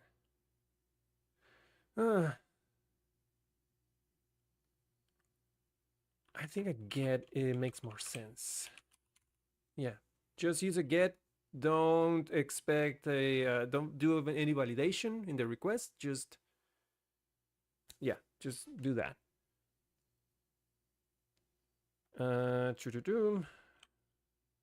An import. The problem is that what is it called? Search product by name request class is trying to validate an ID that is not present in the request body anymore. Stop using the request class and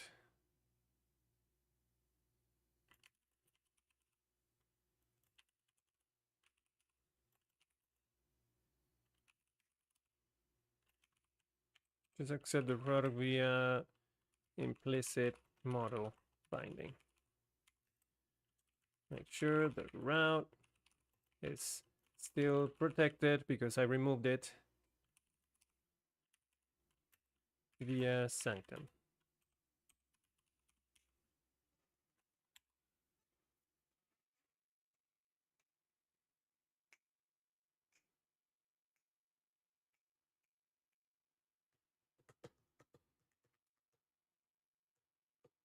All right. Remove the we don't need any requests anymore. We just need the product. Perfect. And then it added the middleware sanctum back to the route. Okay. Yeah, go ahead. Do that.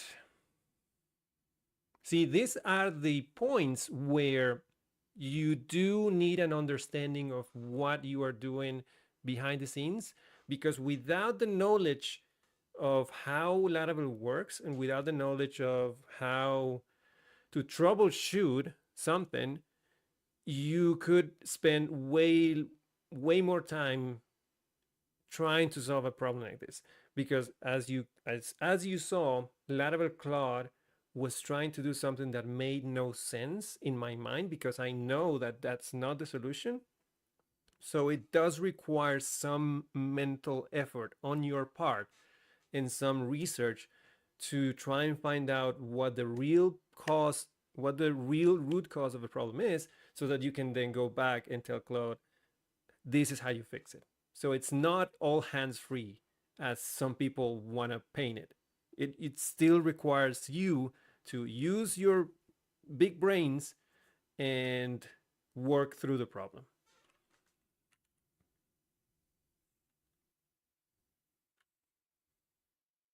Yes, remove that class. We don't need it anymore. Thank you very much.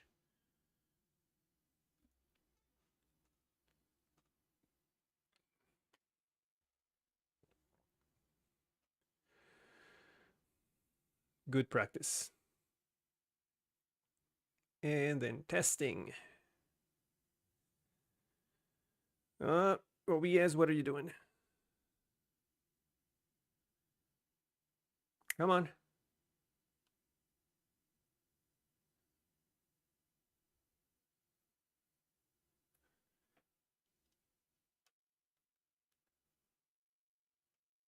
All right, we're good.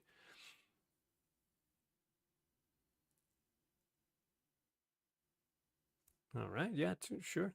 List the routes, find the one that you need in order to test. It's still not finding the route though.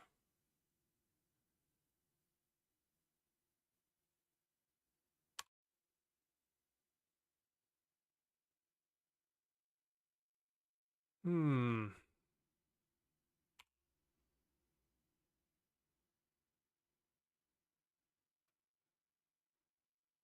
It's still not finding the route for some reason.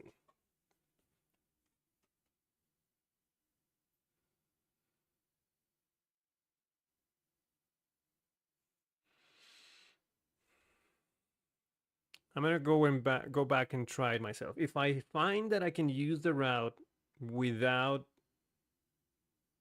it showing in the list of routes, I'm just gonna tell Claude, don't worry about it, keep going. Let's go back to my client. I'm gonna remove this. We still have an authorization code, so we can just run this one. It's actually a post again. No, it's a get.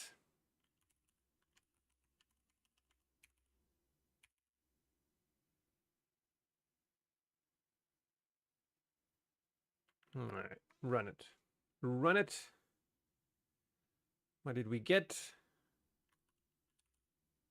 It's working. So I don't care. I don't care that that Claude cannot see the route in the list. I know that it works. So I'm just going to say, don't worry, keep going.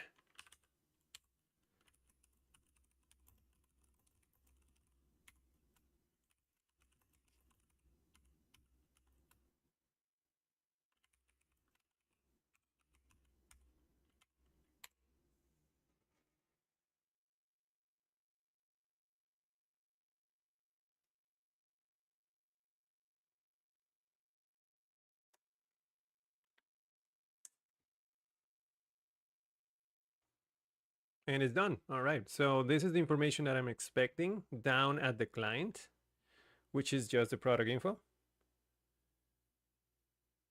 So now that I have an endpoint, I'm going to go back to the other window. We're done here.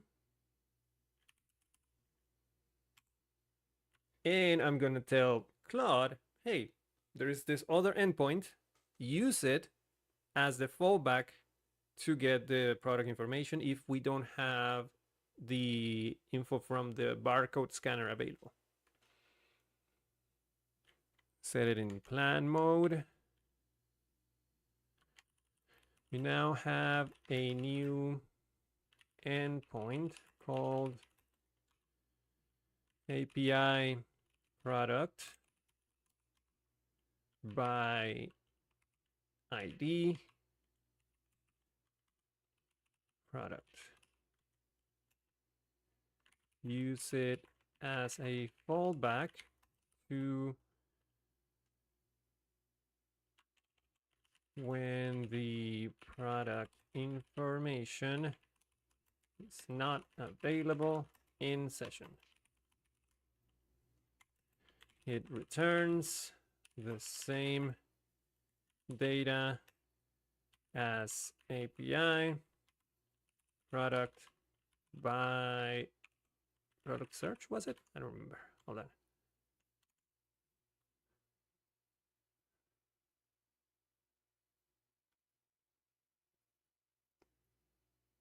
Product search.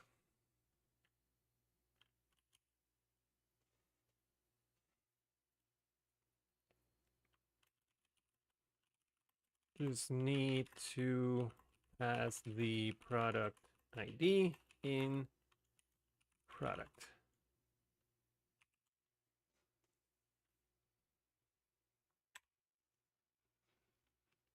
Don't go bowling, we're working here.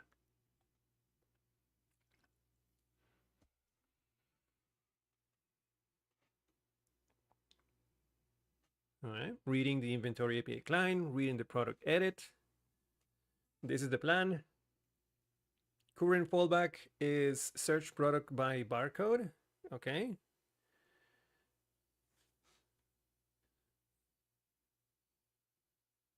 Currently, the product edit component uses a workaround with when session data is not available, calls search product by barcode, which is not correct. This is not semantically correct. We are searching by ID, not barcode. That's correct. Solution, use the new API product by ID product endpoint. Add a new method to the inventory API client, which is called get product by ID. We get the ID and a token. Uses a get request to API product by ID product, returns the same data structure as existing search methods. Then updates the product edit page. Replace that method with a new one. And maintain the same error handling, that's fine. And update all of the tests to make sure that everything is still working. Go ahead, buddy. I'm still gonna auto accept changes because that's who I am.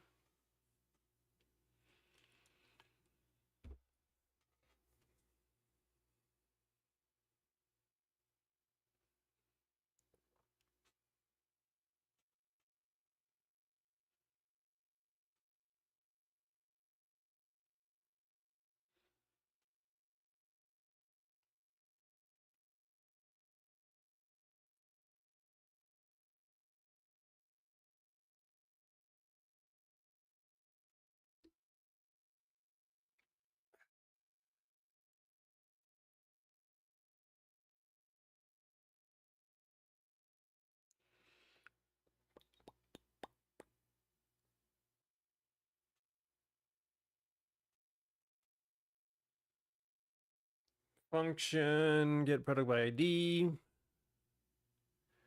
Return with token. Yep, that looks good.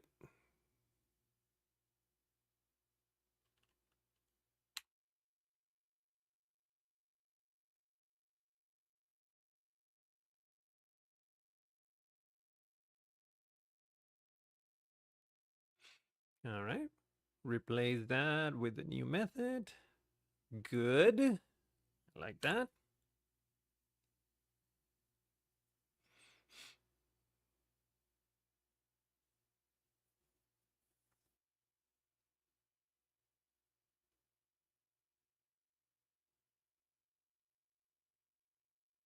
We're updating the test with a fake HTTP request to product by ID with a mock 456 ID, expecting the response to be 200. Yep, go ahead.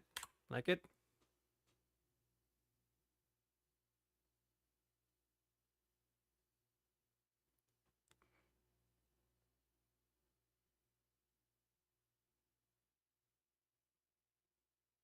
Everything is passing, apparently. Perfect.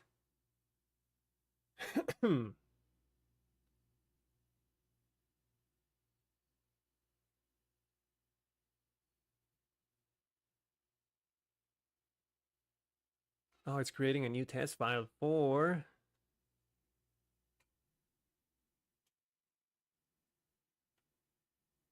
new simple test for it. All right.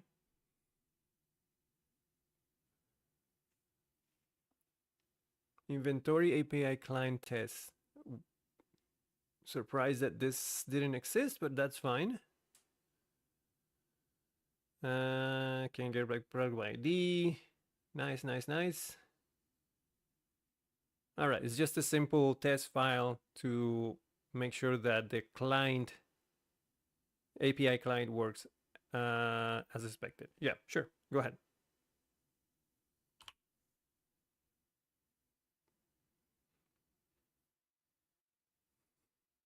And it passes.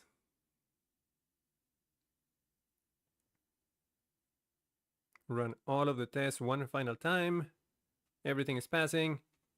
We're done. Just give me the okay, and we'll go and test.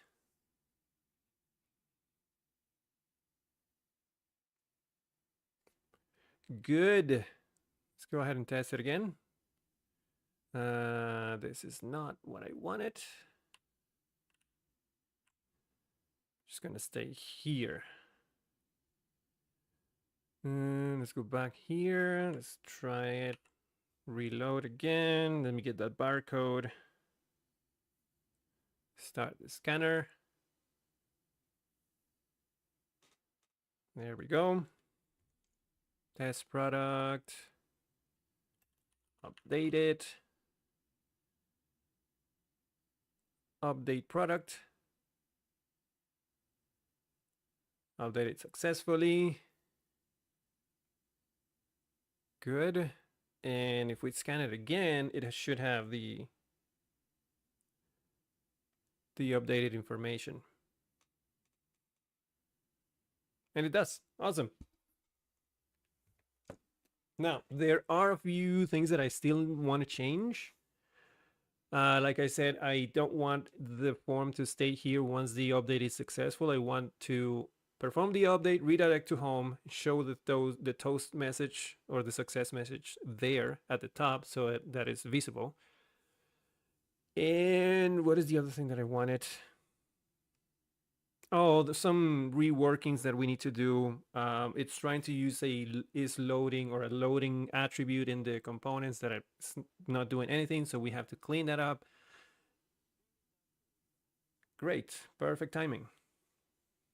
But yeah, we're almost done. We're almost done. There are a few things that I still need to rework and change and polish before I can call it a day. But I think we're going to do that on Wednesday. I'm going to wait for the ads, take a break, say goodbye.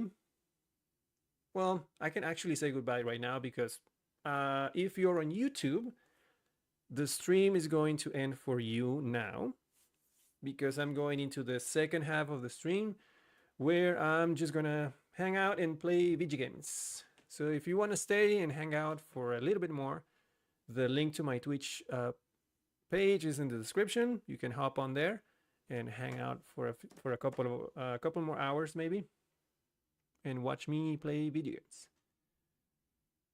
Otherwise, I'll see you again on Wednesday, where we are going to probably wrap up most likely this project and plan out what we are going to do for Friday. We still have some things to do, still have some things to clean and polish on this project. So we will continue the vibe coding session on Wednesday. Ads are over. goodbye.